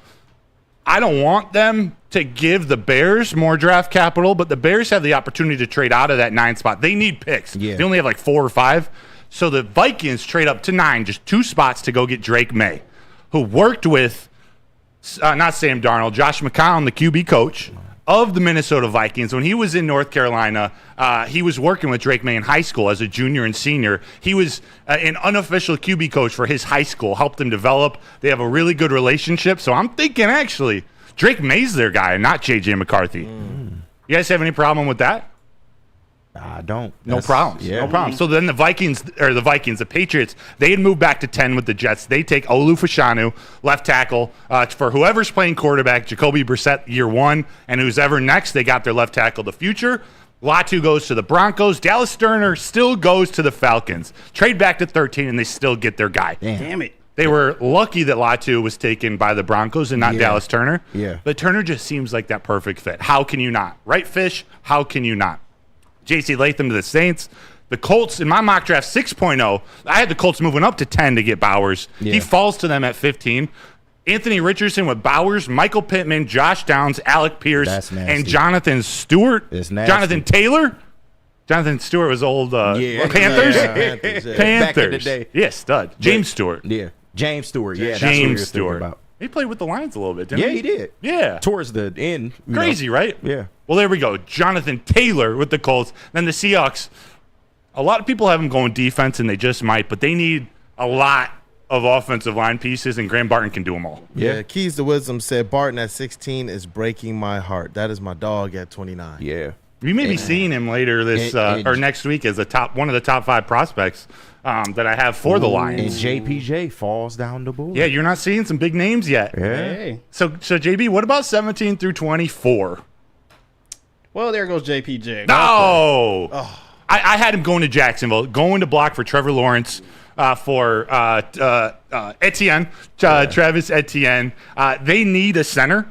He seems like the best one in the draft. If you're not going Barton here, or if you're not trading down and maybe going Zach Frazier, just get your center for the future. Protect Trevor Lawrence, who's injury prone-ish. Yeah. Just put him in there and start paving your way in the interior. Mims to the Bengals, Byron Murphy, a.k.a. Aaron Donald 2.0. That might be blasphemous, but they're looking for his replacement. He goes to the Rams. The Green Bay Packers trade up 5 spots. This is such a Packer move. It's such a Packer move to go get Cooper DeJean. With the Eagles coming up, with at the time the Dolphins were there at 21. They want to make sure they go up and get the cornerback or DB that they want. It's an interesting move to me because you're passing on Quinyon Mitchell and Terrion Arnold. Yeah. But like you said, Cooper DeJean, he can fill in opposite Xavier McKinney at safety or be a cornerback on the outside or in the slot. He's one of the more versatile players in this draft. Are you nervous about that move, KG, to the Packers, or is kind of like, all right, whatever? I mean, I'm not nervous. He's a good athlete, but I wouldn't be nervous about that move. But it's a good move by them. Absolutely. Yeah, and you know what? You must be making some people happy with your big mock right now. Shout out to Greg L. Spa for the $10 super chat. Greg. It said he's celebrating now his 5th super chat of the show. Thank you guys for the support as always. Come on, man. Greg, thank you so much, man. Yeah. We appreciate you. And I'm peeking down. I see some hilarious comments. You guys are great. Cowboys, again, with some teams coming up that are in need of wide receiver, they move up and get Brian Thomas Jr., not an offensive lineman. They get Brian Thomas Jr., opposite CeeDee Lamb. That's a pretty nasty wide receiver duo. Eagles get Quinyon. Vikings at 23 because they didn't trade up too high with the Bears. They didn't have to give up 23. So they take Drake May at 9, and then they get Terrion Arnold at 23. Damn it. Terrion in division, I do not like that at all, man. If you get to 21 and you still got Quinyon and Terrion on the board, some calls need to be made. That's what some I'm calls saying. need to start being made. Yeah, Cobbzilla said, now moving up to get Mitchell or Arnold will be heartbreaking. It's like, now you got me really interested to see what you got the Lions doing. Some people in the chat think they know what it is. I think I know, too. But when you see these guys still on the board, and the Lions didn't trade up to go get them, I mean, that far down the board, it's like, you know what? Yeah. Let's see what Broder cooked up here. I'm with you, too. Terrion Arnold's my guy of the two, of the DB group in the first round. I would have a hard time if he falls into the 20s. That's like, you go up and get him. Yeah, that's where cornerback is worth it to me. That's where his value. They're what? Big Dan Davis said, yo, the Big Mike is making y'all money. Should whip it out more often. I mean, we got 8.0 next week. This is the final one. It's growing just a little bit more for you guys. But real quick, before I get to this next one, what do you think of Xavier Worthy going to the Dolphins? Kind of early for me. But I'm thinking him, Tyreek Hill, and Jalen Waddle, Mostert, Achane. That's nasty. Speed. That's speed all day. Speed, yeah. Like, he's not my favorite receiver in the draft, but you can't deny he's lightning quick. Mm-hmm. And I'm not putting him in the JMO category. Maybe speed-wise, although I'm still not. But that's all they need is that slot-like presence with that, because they got their 1 and their 2 already. So, and McDaniels, he just wants to build the fastest, like the fastest offense of all time. Mm-hmm. Wild. So, not going to reveal it yet. We're going to reveal it after the break. But before we get to break, JB, could you put up the hidden version that doesn't show pick 26 of the Detroit Lions? So you see, maybe this adjust your guesses. It'll actually be the 25 through 32 with the Lions pick hidden, if you wouldn't mind. Oh, I got you. So you can see what happens around, because there's one player that fell that I went back and forth on this for about an hour. Come on, man. You playing with me now. It's got to be who I think it is. I think it's I know who got it to is. be who I think it is. I If know it's who it not, is. it's going to be a problem. No way he falls out the first round. I think I know who it is. I'm going to have you guys guess in a second, but Steelers get their center. Kool-Aid McKinstry at 27, right behind the Lions. Troy Franklin goes to the Bills to be their new sort of deep threat or their wide receiver to extend the field. Jared Verse at 29, not to the Lions. That's the trouble. Yeah. That's the guy I had a problem passing on. Seriously. I man, you got some people kind of riled up. I know. Y'all get your guesses in. Get your guesses in. I know. Some people, Ryan's reaction. We passed on Kool-Aid. You did. You did. So actually, what are your guesses before we get to break? Let's hear them. I'm gonna get into this chat a little bit. You guys. Yeah. What are you thinking? And I'm not gonna make a reaction or take the camera off me. I'm just chopping wood up here. Yeah, it's got to be chopped. I'm just chopping some wood. It's got to be chopped. Jared Verse at 29 has got to be chopped. No way Chop falls out the first round. So mock tease, says Sticky Fingers. Broder must have a kink for edging. He's teasing us more and more each week. Just the fan said not Chop. Not Chop. Either Chop or Darius Robinson, but I can't see them moving up for Darius Robinson. So Mike Reed has an idea. Would I have gone Mikey Sanders still again? By the way, and this is not directed at you, Mike Reed. I've seen this everywhere. His name is spelled Mike, but his name is Mikey. Yeah, like Mikey, it's like Nike. Yeah, it's Mike, but it is like that's his given name. I heard on the who was it? No, a Rich Eisen podcast. He kept calling him Mike, and I could see his face just like, because Rich Eisen's a Michigan man. I'm sure he's like, all right, we're gonna. It's Mikey. So you just reminded me, Mike Reed. Not a shot at you. Just I've been seeing that. Wanted to clarify, bro. You got the chat riled up right now, man. Hey, y'all get your guesses in. I can't wait for this reveal. Like KG said right now, man. Eduardo O'Neal is not excited. No Vaselina. What about some gasolina? Eduardo is not happy with me right now. Ryan's reaction says pick a line. Tony D, I like Mike. Verse should have been the pick. Danny G, that was the one I was struggling with. Like, how do you pass up on him? So I told myself I'm gonna be a lone wolf here. Yeah. Like, I'm gonna channel Brad Holmes and I'm gonna pretend this is their guy. And I'll tell you why. Xavier D, the suspense is unbearable. I know. It's a mock tease, they call it. Sticky Fingers calls it. But Kool-Aid, I'm going to tell them about the Boys and Girls Club. But before you tell them about insurance, let me tell you about them. Shoot, we're just going to get ready. I was like, how do I talk about the Boys and Girls Club in the middle of this segment and not make it? You're right. I'm trying to separate myself here and just channel my inner. Just clean it up. For right now, the mock has been put away. It has. Because the Boys and Girls Clubs of Southeastern Michigan and the Jerome Bettis Bus Stops Here Foundation. More analogies.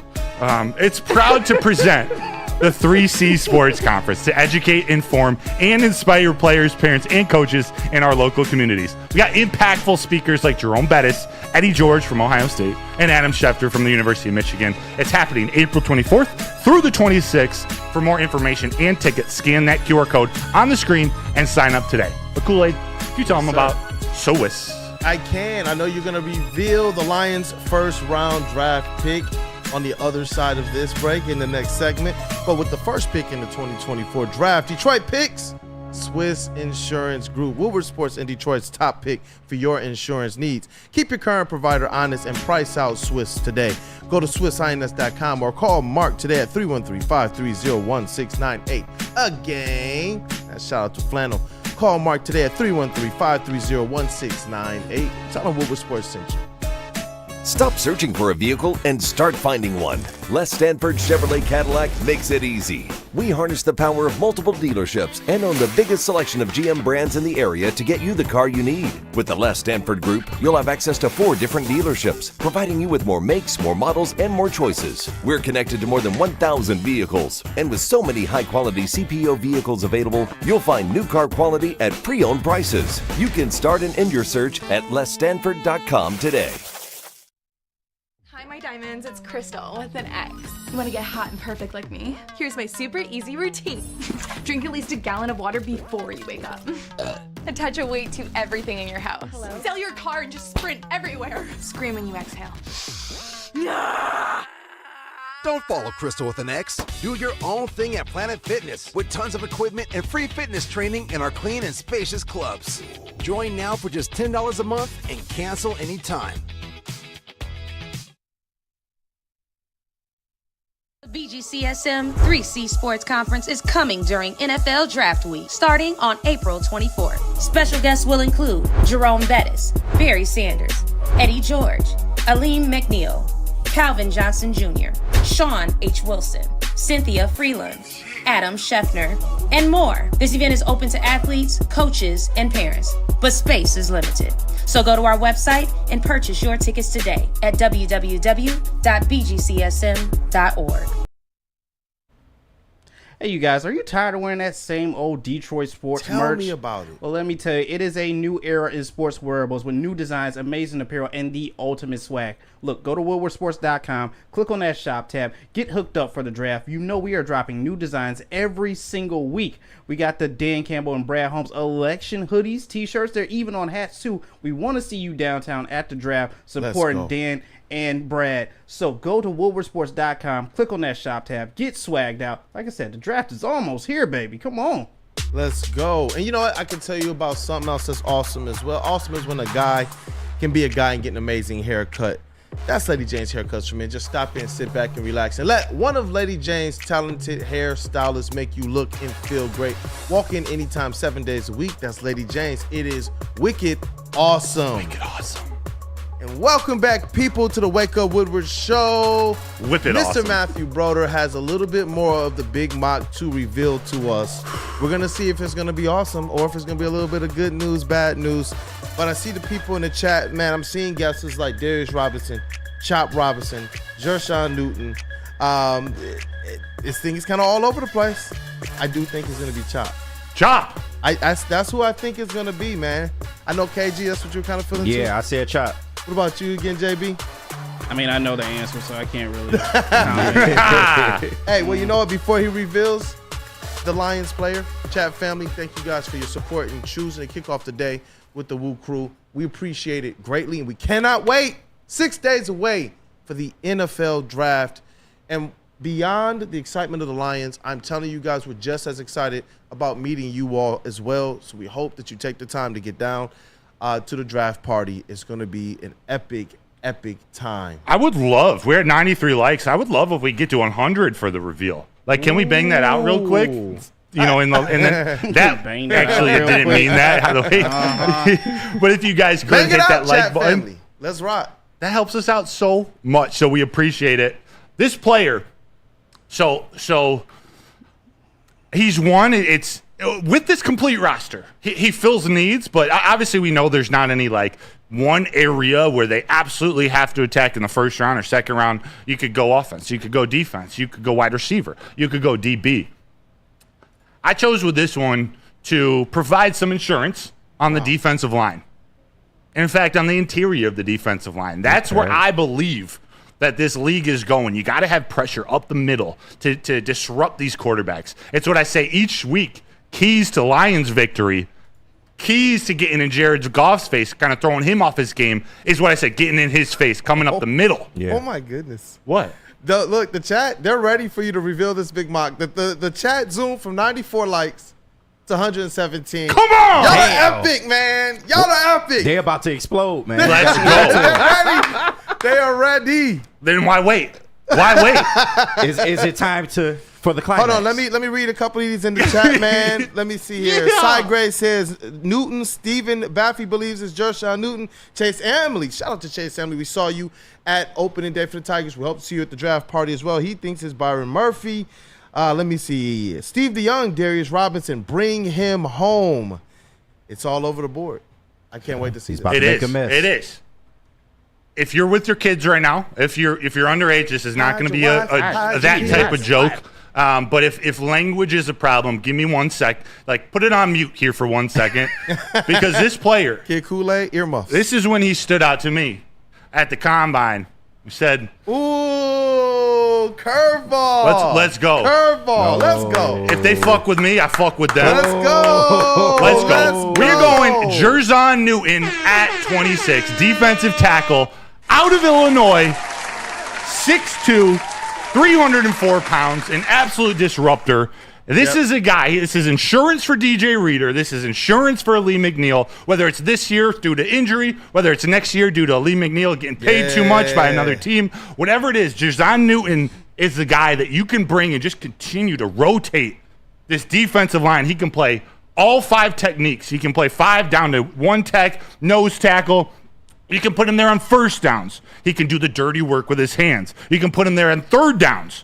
He can rush the passer. He can disrupt things up the middle. He's super athletic, a former running back in high school. He can run like an edge. I think of him like Kalijah Cansey, but maybe a little stronger. He's a little bit taller. But, man, Jershawn Newton is my pick today. 7.0 mock draft, 7.0. Throw him there on the defensive line. I think he does a lot for that defense. Listen, thoughts. The chat is all over the place, man. I'm going to go to the chat really, really quickly. Please. Chef's Talk's lying. Let's go. John F. and Laura, let's go. Newton. People are hyped up about this pick, man. A lot of facials. Hey, yeah, they're hyped up. Eduardo O'Neal, though. He's not happy with me. Disappointed. Ryan's reaction, though. He said, I wouldn't hate this pick. Okay. T-Mac, solid pick. Matthew Kruger, pick 29. Zach Zinter, 100. Ooh. Man. Jason Nuror likes it. So does Mike Reed, Danny G, just a fan. Chuck Brewer, Broder, the only view I care about, what does Brad think of Broder's? Seriously, me too. Yeah. I would how cool would that be?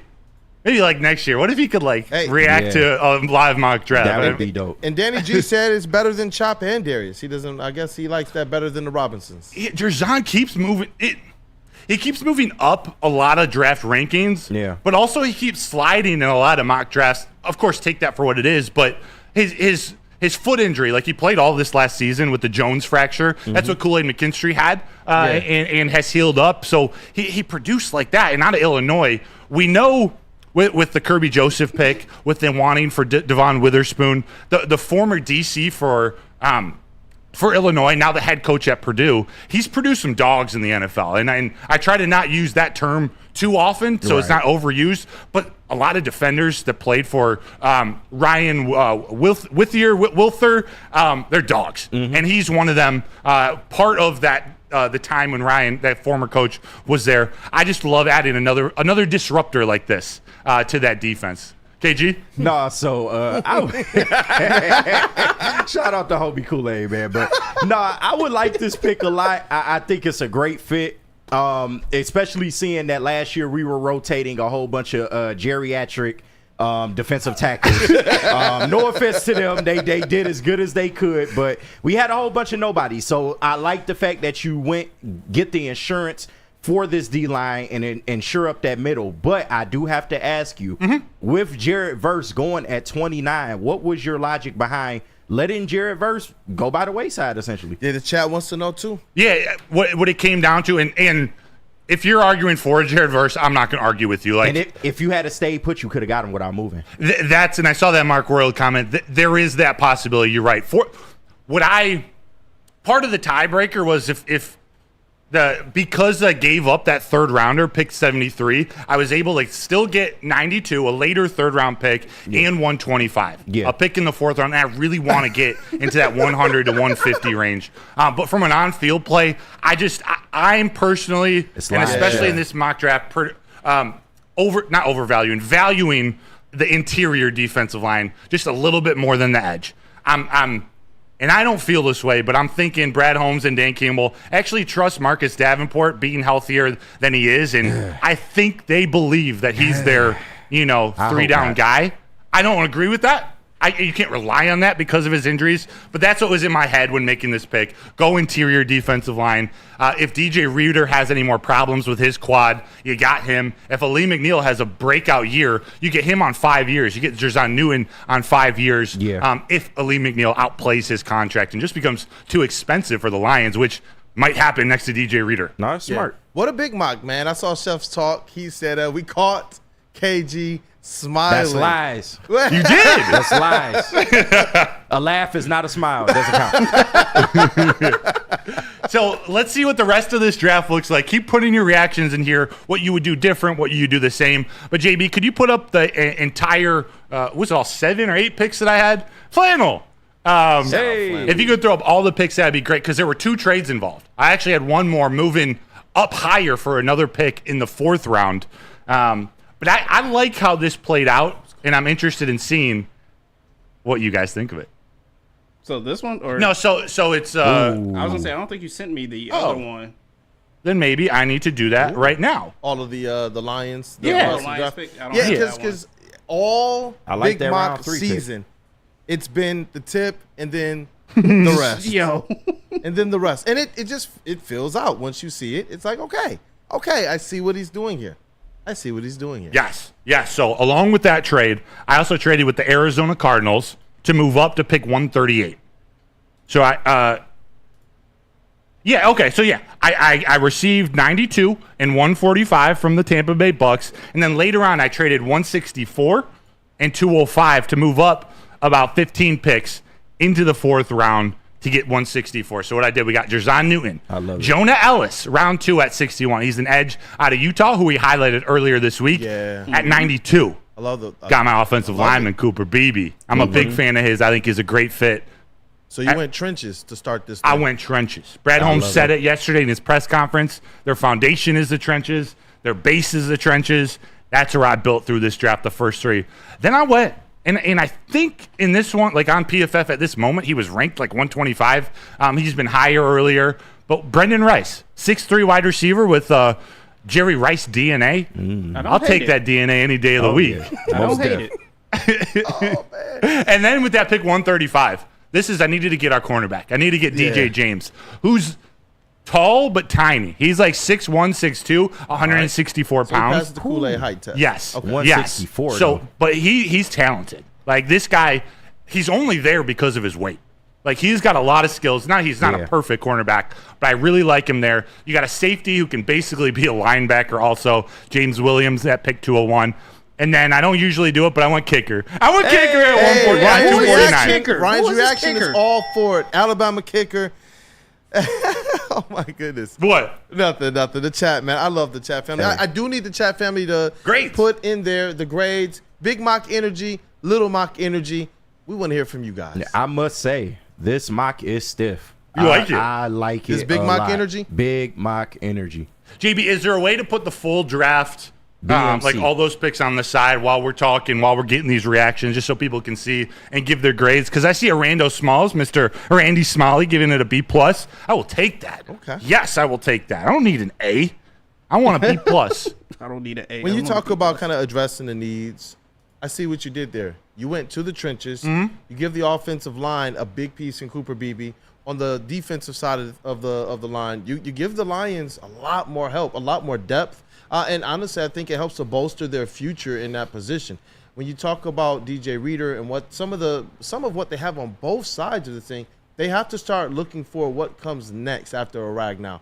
What comes next after Taylor Decker? What comes next even after a DJ Reader? What comes next if Aleem is not the guy that they choose to bring back? Yeah, these are things that matter. I think that you kind of set the Lions up well, and then you did not ignore wide receiver or cornerback either. And I believe if you go with a cornerback kind of in those later rounds, I do want a cornerback, like Doc also alluded to before, one that has a little bit of height to him as well. I do. That's the one thing missing. Big Mac energy. You know, I love me some Mikey Sanders still and Amik Robertson. Like, I love those players. The one thing they really are missing is some length, some height. Yeah. So that's where I went. KJ, you feeling as good? You said it was stiff. Yeah, I like it a lot. What grade would you give it? I would give this A minus, only because you passed up on Jared Verse, but you did get fair draft compensation and you made good on those picks. You got the edge, you got a guard, you attacked all the positions in need, and you got a kicker. So I'm on board with that. My dog. Yeah, I like Jonah Ellis' pick, especially after breaking them down earlier in the week. If you guys didn't see that, it's been a great week of shows. Go back and check it out. It was a good breakdown, definitely. Chef Chris Smith gives it a B+. AJ Blair an A. Eduardo O'Neal an F-. Damn. I know. He said I'm dead. With Jared Verse on the board. I'm pretty sure that's who Eduardo O'Neal wants an edge rusher. Eduardo, if I'm not. Me too. I feel him. Mistaken. Yeah. I decided to wait till the second round to get that guy. We got Dante 151 an A-, and A Diz 411 a B. Ryan's reaction.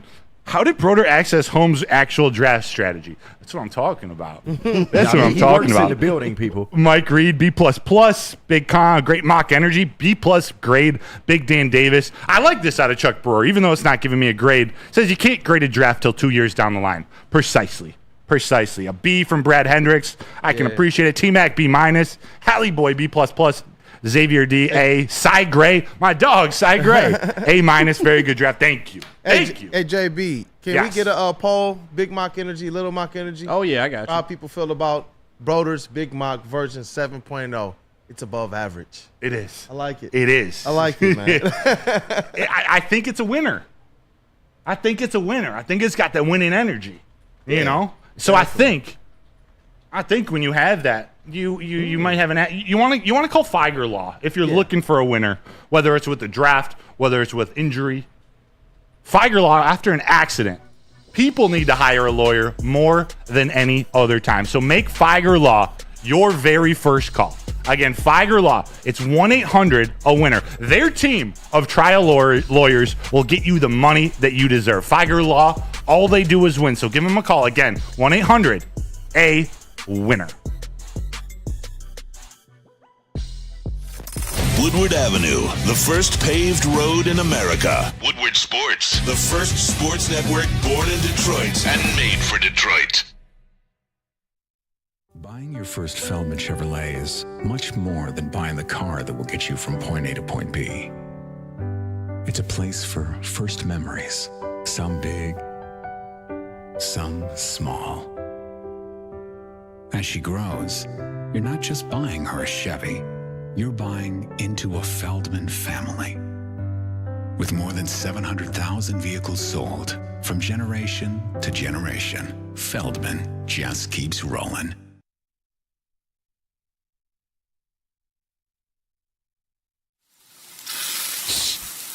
You smell that? That's Brad Holmes cooking. And the off-season smells good. Woodward Sports. What's good, man? How you doing? What you got for me today? Let's have a look, man. I see the one I want right there. That's the one I'm looking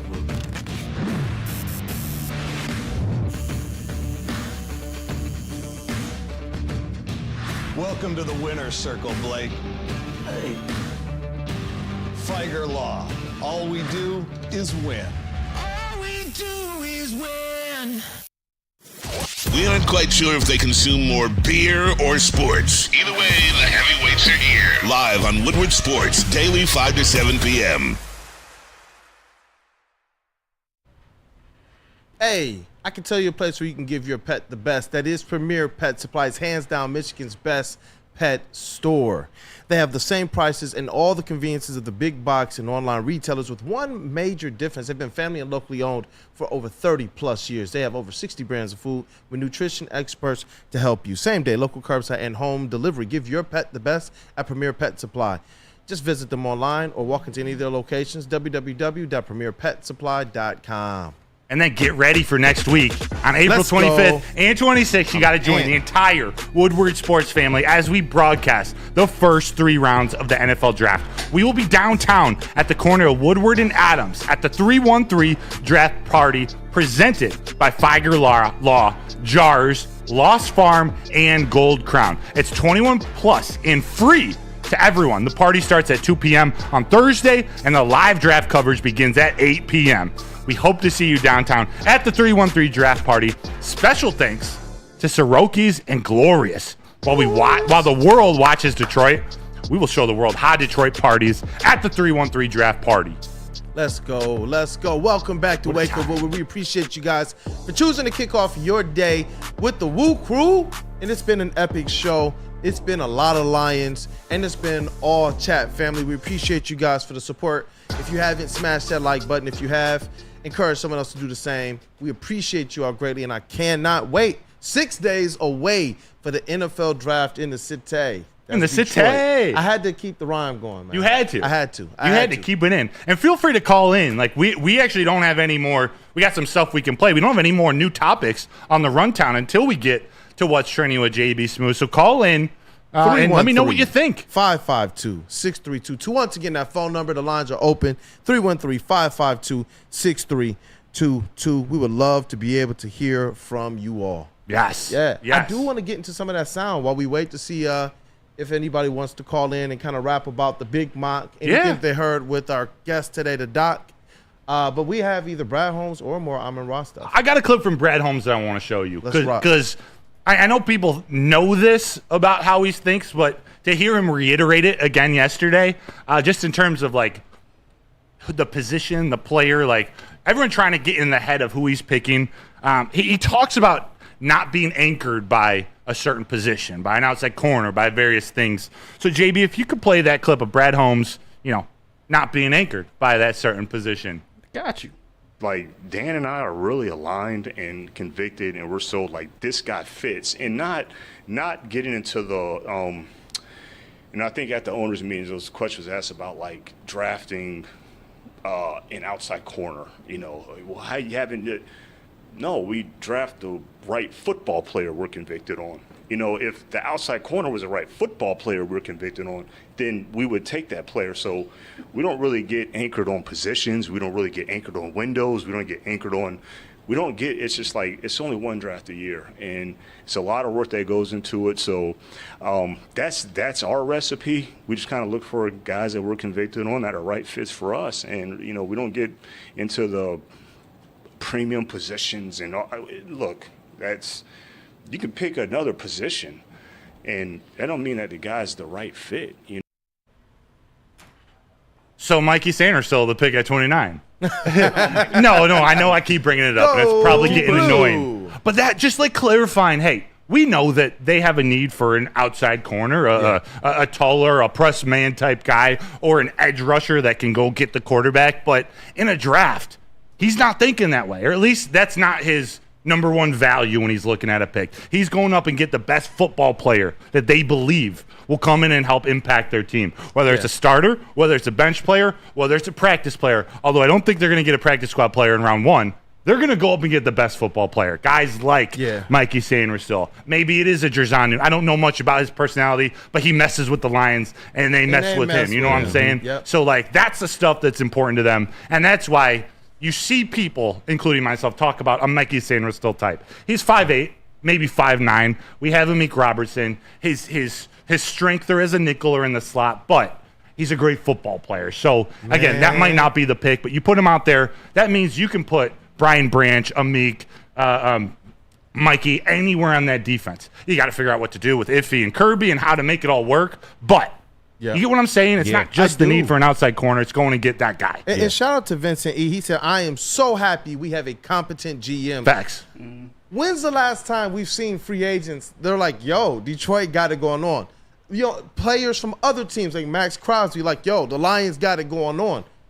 Prospects in this NFL draft, all either using the keywords that we know Brad Holmes and Dan Campbell use, or just flat out putting it out there on the table and saying, yeah, I mess with the Lions, they mess with me too. We've seen this all off season. What a freaking change, man! What a great time to be a Detroit sports fan, a Lions fan, a Lions fan. Yeah, you got to zero that in a little bit more a specific. Lions fan. It's awesome to see because everybody has just forgotten about who the Lions were, and they're focused on where the Lions are headed right now. It has a lot to do with what Brad Holmes' vision for this team is, as well as we already know the ownership, the front office, Dan Campbell, and these players. And it's international.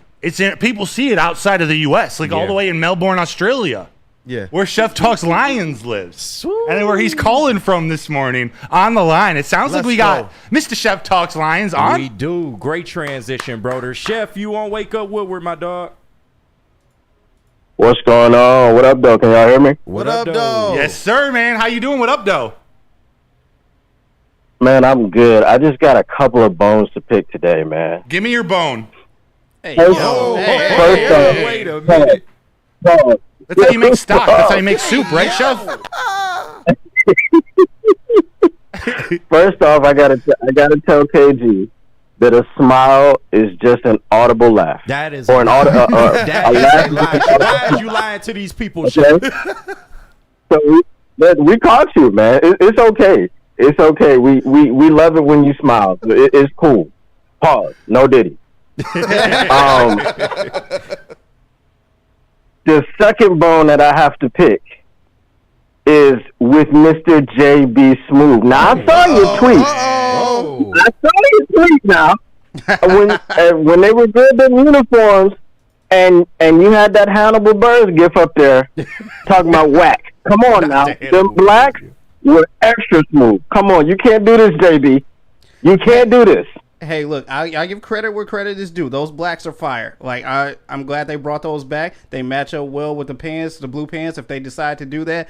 But you can't sit here and tell me that you weren't a little disappointed by the way these other two jerseys came out. It's like you're getting the same thing you got last year. You're definitely going to find this jersey in your parents' closet 30, 40 years ago that they just brought back somehow. I get it. If it's for marketing, if it's for the money, go ahead. But come on now. I was expecting something more. Now, JB, I'm going to date myself. I'm going to look back in my closet and find that. You understand what I'm saying? So I'm cool with it. All right? I'm cool with it. And the third bro that I have to pick is with Mr. Matthew Broder. I just can't. After everything we talked about, you passed on Jared Verse. I know. That's crazy. Why? I know. It is, to clarify, I was on Chef Talks Lions podcast on Wednesday, and we were talking edges and cornerbacks, and specifically Turner and Jared Verse. I was thinking about you, man, when doing this, and it was tough. It was hard. Oh. Hey, yo. I mean, if you would have flipped it around, right? If you would have flipped it around and you got like a second-tier defensive tackle and you got Jared Verse, but you flipped it and you got a first-tier defensive tackle and you got Jonah Ellis. That's a good point. I personally, I like the second tier of edges better than the second tier of defensive tackles, but I 100% I get what you're saying, Chef. That's fair. But that's all I wanted to say, man. A great show as always. You guys are doing your thing. Shout out, and I will talk to y'all later. Appreciate you, Chef. Shout out Chef Sauce. Everyone go check out Chef's pod, the Yak Pod. It's on YouTube. Our episode was 58. And I'm pretty sure Speakeasy, it's easy, baby, was episode 59. Chef talk. I think he does a pod or at least an episode or a video every single day. Go check him out. Also, if you're in the chat, you're a member of our community, let us know, and we'll support you, whether it's coming on or watching one of your shows, live shows, commenting. We want to support you guys as much as you support us. So hit us up on socials, email, Broder@woodwardsports.com. Hit us up in the chat. We appreciate you, but it's 9:43, and I know we were extending a little longer today with 7.0. But cool, could you introduce that electrifying moment in sports? Oh, yeah, because it's a win every time. Shout out to Fire Girl Law. It's time for the most electrifying segment in sports entertainment. If you smell what JBSMOOOOOV is cooking with what's trending. Jay Bizzle. Let's go. Yo, what's up, fellas? What's up? Hey, look, I got a question for you guys. I don't know how often this happens, but have you guys ever had a boot on your car? A boot? No, I have not, thankfully. No. I had a friend that had one. it was probably funnier than I should have been. I was a bad friend. It's only funny because they happened to you. Yeah, it's more funny that it didn't happen to you. I personally have not had a boot on my car, but now come to find out, they're doing more than just booting cars. They're booting your windshield. What? Come on. Ooh, look at that. Here we go. Goodbye, Stop driving. it. Bruh. Oh, hell Wait, no. it folds open? The government is out of control. What? How is this possible? This is Little Mock energy. And loaded. This bitch is stuck.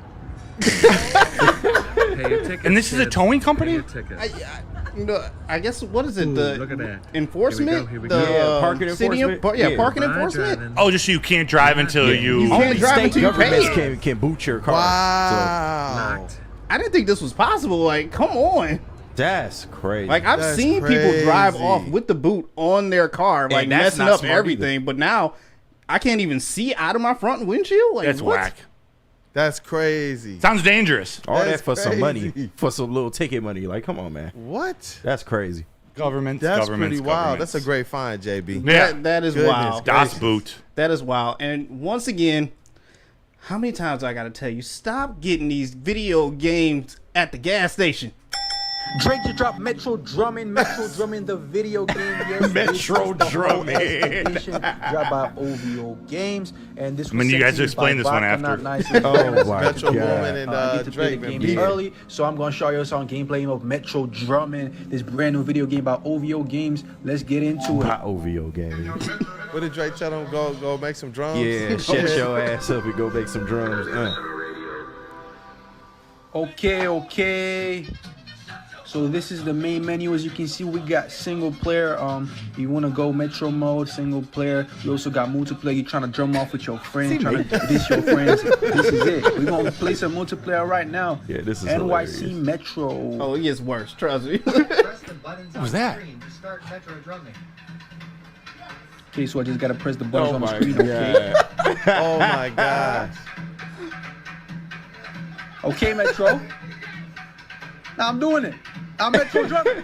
Oh, Metro Drumming. Metro. At the Metro station. Like Metro Boom, the producer. That's crazy. Yeah, That him is and wild. Drake hooked up for a couple tracks, and Drake is putting everybody on blast. Like, y'all are only because I allowed y'all. Yeah. Yeah. So this And is that's the energy he's been carrying. Drake is dissing him Yeah. Yes. because he dissed Drake first. Yes. All right. It's a little more complicated than that, but yes. Okay. Yeah, to answer your question. But there's beef. It's It's mad beef. beef. There's beef. A whole bunch of talented people. Though. It ain't even like this is Yeah. some lopsided. It's Nah. like they're all super talented. Yo. It's We crazy. are in the Avengers Endgame phase of hip hop right now. Yeah. Like everybody is going against Drake, who is apparently Thanos in this situation. Come on. So, I dig it. yeah. That's fact. It's great for the Paleontologist. sport. It's great for the sport. It's about damn time. It's about damn time. Pray for the sport. Pray for the sport, indeed. Pray for the sport of basketball because these VR glasses are going a little bit too far. Let me see this. Oh my God, Bro, what are you doing? Honestly, that's great form, though. Got the hands out by his knees. Wait, he stole the ball? I don't even know what's happening in these What? glasses. You think he's playing 21 with himself? And also, what if you're at that park, what are you thinking right now? Virtual reality and reality have now married. Bet you won't make them threes. Gracious. I think he's got a good shot. Those two, swish. Swish. What? Look at the form. Look at the form. He ain't getting that enough. money? Is He's that not money? jumping. He's not jumping high enough. That's hitting the front of the rim every time. Yeah. Yeah, I will say you can't Look, trust he's- anyone playing basketball in he's counting it up, khakis though. and But loafers. He's counting it up, though. He said that was a score. He said that was good on both of them. Bricking in the virtual world is crazy, man. That's the only place where you can be a superstar, bro. And I just, that don't look like it. Jay Sammy said his toe was on the line. That was just a two. JP, did you steal that from the Pistons scouting department? No, I hope not. I didn't steal that from the Pistons scouting Get department. new scouts if that's the case. Yeah, that was kind of. Oh, But do we have man. time for coaching culture with Broder? Of course. Of course. Of course. All right, another episode of Coaching Culture with Matt Broder here. In an All right, let's effort go. to try and find him a girlfriend. Now, I had to dig in the crates for this one, you Okay, guys. all right. I had to go far back for this one. I was going to try and tease it a little bit earlier, but I don't think we had enough time for it. But, so, Broder, can I interest you and a slightly older woman. Sure. Right up his alley. Sure, Yeah. the mature. They know what they want. Very mature, but she keeps herself in shape. She is very well in shape, has no kids. Former video vixen, if you will. Okay. But can she fitness and sorry, go ahead. Turned actress, turned now fitness model. I'm interested. Are you still interested? Yeah, I'm smiling. This is TED Talk. Let's All go. right, ladies and gentlemen, let me introduce you or reintroduce you into the great. Okay, let me get the Rosa Acosta, everybody. Whoa. Damn. Whoa, I'll be a diva. Give me Hello, those Rosa. Snickers. Rosa Wow, on Big Acosta. Mac Day, huh? Wow. On Big Mac Day. Wow. Still looks good at 40. Look at that trunk on the Porsche. She's 40? On the Porsche. Yeah. So she's 40? Hey, She is shout out 40. to Greg 40, Ospa. no kids. Greg No Ospa, kids. he gave another $10 super chat. Shout out to you, bro. Oh, man. No, I'm a fan. Yeah. Yeah, I'm not just a fan. I'm a fan. Wait, remind me, what's her name Put that again? up there again. We got to get Broder's his grade. Is it Big Mock Energy or Little Mock Energy? Big. Well, yeah. Big Mock Energy or Little Mock The Energy? Women of King? Remember King magazine? Anybody? Yeah. I do. Yeah. I do. I used to have a friend that actually was on one of those covers named Sasha King, a model out of the DMV. See, there we go. She was trying to Rosa. do rap. We got to meet her, do a little bit of music. That It was is a dope. nice 40 right there. Yep. Come in. Sorry, Hey, Ryan's y'all reaction if I got you in trouble. Y'all thought What Broder's happened? mock was big before. My wife just asked for a divorce. Thanks, JB. The fact that it's Neil's face. Hey, you know what? I got to ask you about this. Dante151. He gave a super chat. Thank you for the super chat, first and foremost. But he said, breaking news per Bleacher Report, Kirby Joseph will be out until training camp while he gets a hip procedure done. He is getting surgery. Damn. I'd heard whispers. I haven't seen the confirmed, but I'm pretty confident that is what's about to happen. If he's ready for training camp, this is a good thing. I mean, it kind of sucks he doesn't have these few months there to prepare, to be in the gym and get ready for the next season. Yeah. But if his hip was bugging him all this past season, so if he can go in there and take care of it, depending on how serious it is, I'm glad he's taking care of it and will be back by training camp. Oh, does that mean you need more secondary help? No. Maybe. Maybe like Brian Branch playing safety? Maybe. Weird. It'd be nice to have some versatility. It would. Versatility. Versatility. Hey, you know what? I want to get in some mailbag questions. So, guys, get your mailbag questions ready now. Let me see. Randall Smalls. TGIF. Thank God it's Friday. He has a little bit different. That was not what that meant. He has a little bit different meaning on that, chat family. But what does it mean? We do got another caller on the line. Oh, we do. Yes. Let's take him right when we get back. Let's pay the bills real quick. We'll come back, take the caller, get your mailbag questions. I got to tell you about Feldman Chevrolet because they are so important to us. Feldman Chevrolet since 1996. They've been providing a first-class car buying experience. They call it the Feldman Advantage. They have over 18 locations around Metro Detroit, so there must be a location near you. I'm about to cough.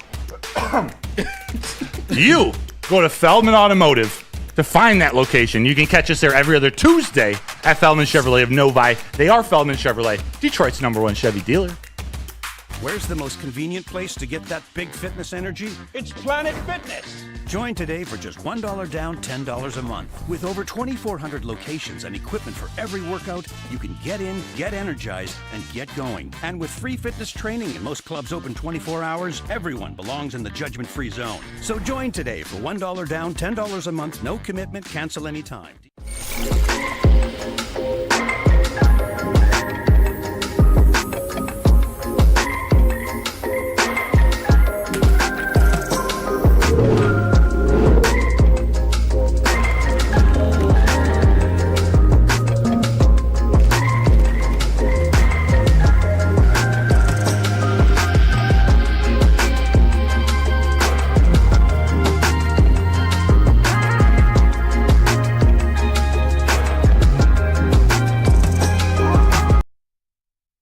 Soroki's Nashville Hot Chicken is back, featuring fresh, crispy Nashville Hot Chicken tenders, Nashville Hot Chicken sandwich, Nashville Hot loaded fries, and their newest, Nashville Hot Pizza. It's a limited time offer. It's a must try. Go visit Sorokis.com. That's SAROKIS.com to place your order online or stop at one of their 11 convenient locations for all of your needs.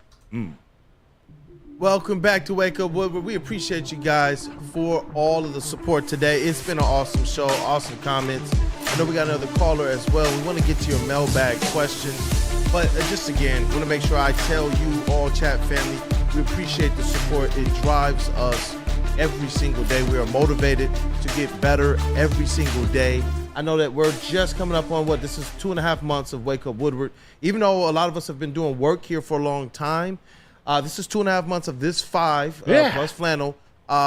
Really getting this thing off the ground, and it is not possible without how you guys have supported us. I'm telling you, big time. It means a lot. It means a ton. So it's actually everything. Huh? It's everything. It's everything, man. It's been epic, and I'm excited, man. I wake up every day excited to get to this desk, to run the 5 with you guys, and to be able to do this thing with our chat family. It's an awesome This thing. is therapy. Feel good about yourselves, chat. This is therapy for me. This is 2 hours. You know, we text sometimes just to get messages to each other, but it's like I'm disconnected from everything out there, and we get to hang out, talk sports, have some fun. It truly is therapy for me. We got a caller. And we got mailbag questions. Keep getting them in while we take this caller, and we'll start answering your questions here in just a minute. But KG, send them through. Got it. This the homie Mac. Mac, you on Wake Up Woodward? Mac. Harry Mac? What up, though, Mac? Yo, what up, though? Good morning, fellas. What up, though, Mac? How you doing? Just want to go over 3 things real quick.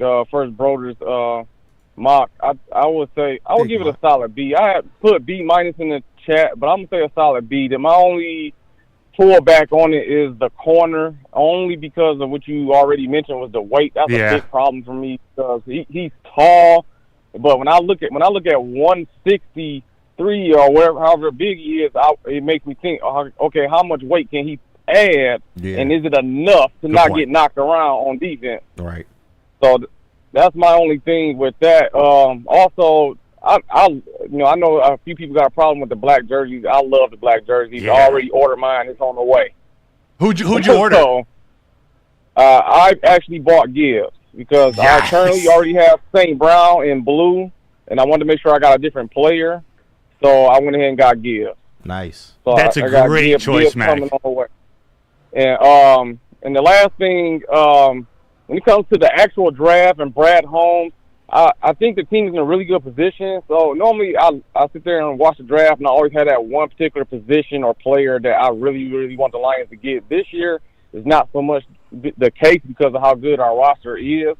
But I will say, though, if I can be a little selfish, I do hope at the same time that he kind of goes corner, because I feel like if we can really get that corner that's as close to a shutdown as we can get, that will vastly improve our defense.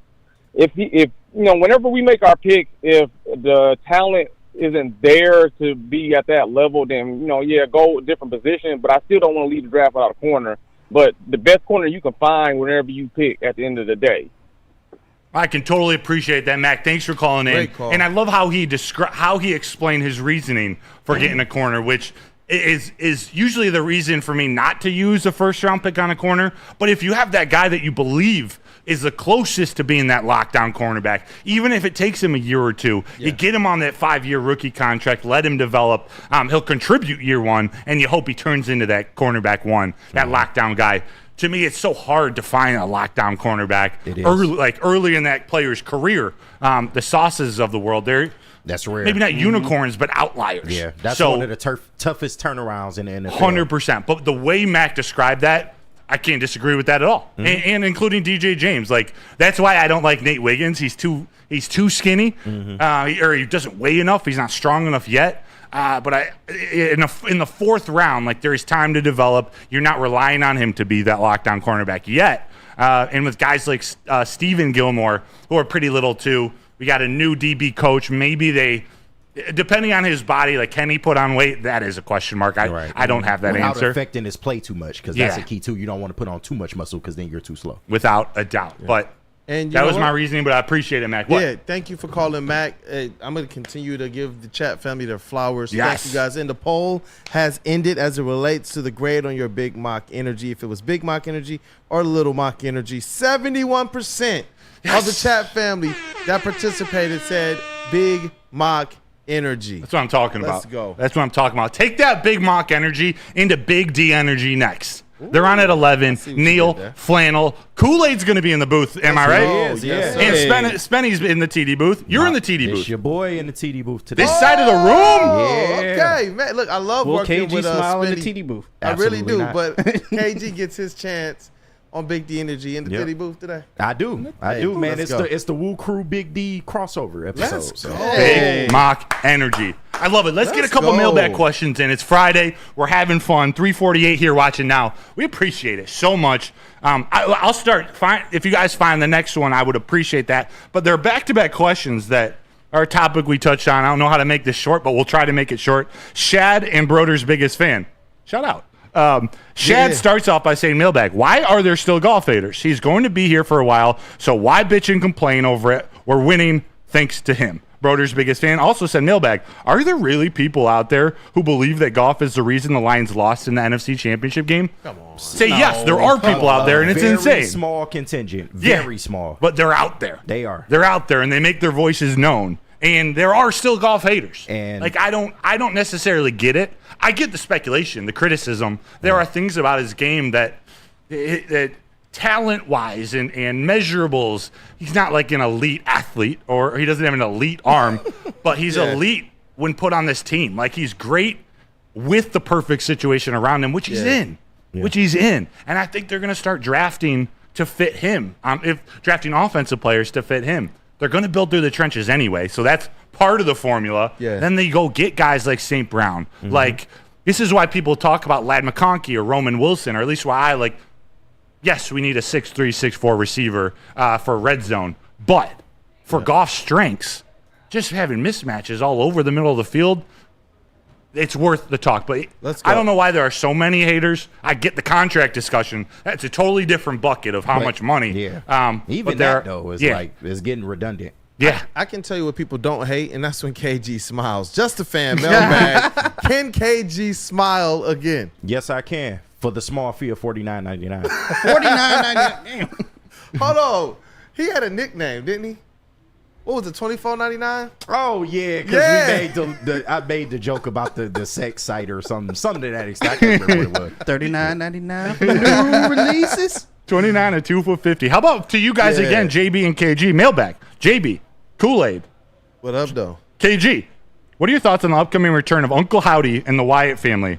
I'm sure you have seen the glitches and the QR codes. I'm very excited for it. I don't know what the hell you guys are talking about. Yeah, so I'm going to be honest with you. And we know this, but this one is a little deeper because last year we had the passing of Bray Wyatt, who was a very popular WWE superstar. He was different in the way he approached his character, storylines, and things of that nature. His brother is Uncle Howdy, a.k.a. Bo Dallas. He's set to make his return doing the Wyatt family gimmick in honor of his brother.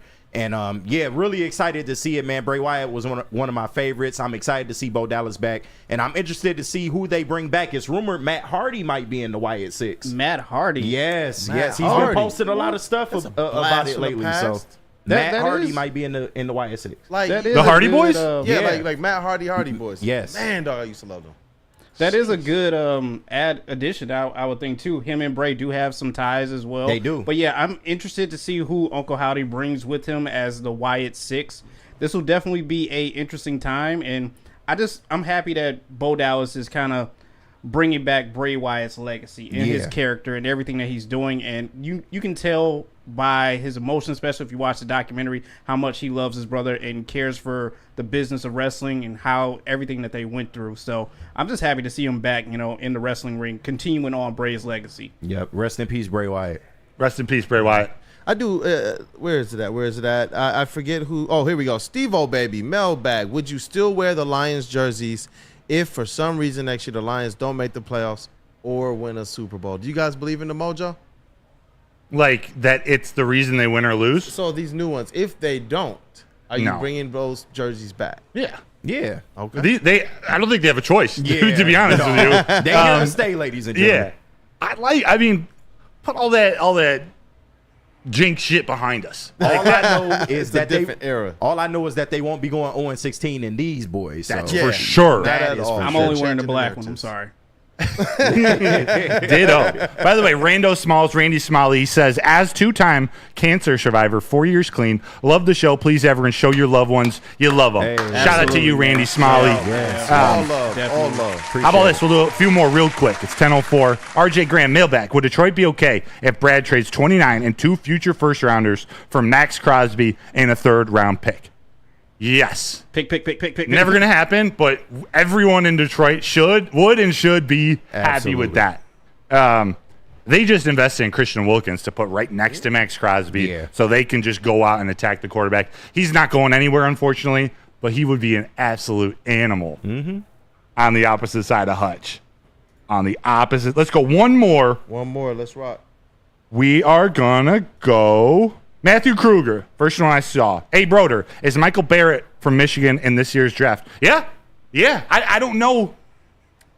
Based on the picks that the Lions have at the moment, I don't know if it's going to line up right where, they don't need a linebacker unless you go Adrian Cooper early. Sam Flannel talked about him a lot yesterday. Yeah. He's not going to be there past the second round. So that's kind of your only choice unless you wait late. And I think Michael Barrett will be gone before the fourth round. Like, he's a really talented linebacker, not a crazy athlete, but really smart, really great in the run game. He would be a good fit, but I don't know if I want to use up a third rounder on him with the type of other defensive line talent, cornerback talent, wide receiver talent. I almost wait to the 5th, 6th, 7th round and get a Trevin Wallace out of Kentucky, another linebacker, if you want to go that direction. So he's in it. It would be a good fit, but I don't think timing-wise in the draft it would be a good fit. That makes sense. Hey, and listen, before we break it down, Jordan Landfair, I got to ask this one. Who is the face of Detroit sports right now? I'm going to go around the room. We know that we got Aiden Hutchinson on the side of the building. We were always talking about, they're going to bring these types of murals back. So right now, he's the one looking out over the city. But who do you guys believe it is? It is Dan the Man Campbell. Woo! How could it not be? He is absolutely the fearless leader. KG is a G. I'm telling you, man, he is the fearless leader of this Detroit Lions team, and he's the best Detroit sports figure. Name a Detroit sports figure better than Dan Campbell. You can't. You can't. Man, I mean, maybe you throw Eiserman in the picture, but you can't throw Stevie White. Yeah, in there. But like in terms of everything happening like right now, exactly. Dan Campbell. He's at the forefront. I can't argue at all. That's a great one. We're going to have to do this bracket. We have to get that. The Kings of Detroit. Yeah. We got to do that. Yes. We'll probably get kick that off after the draft.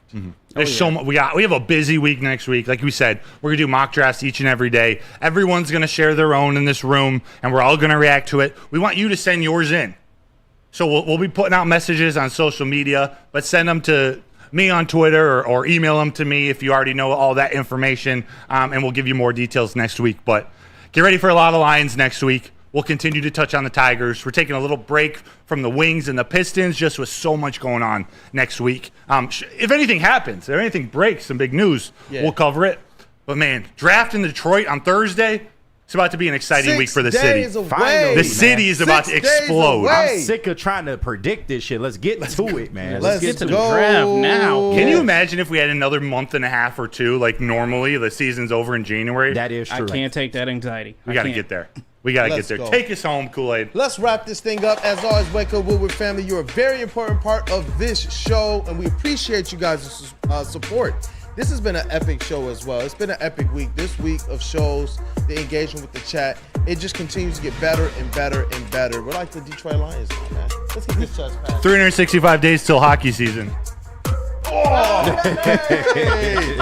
That's the truest definition of a chest pass, man. Let's rock. But let me break this thing down. Do it. Flannel Sam, he is on the way for Big D Energy, and the rest of the Woo crew almost is going to be in there. KG, Detroit's #1 draft pick in the sound booth today, and he will be in the TV booth as well. Yep. Still not smiling.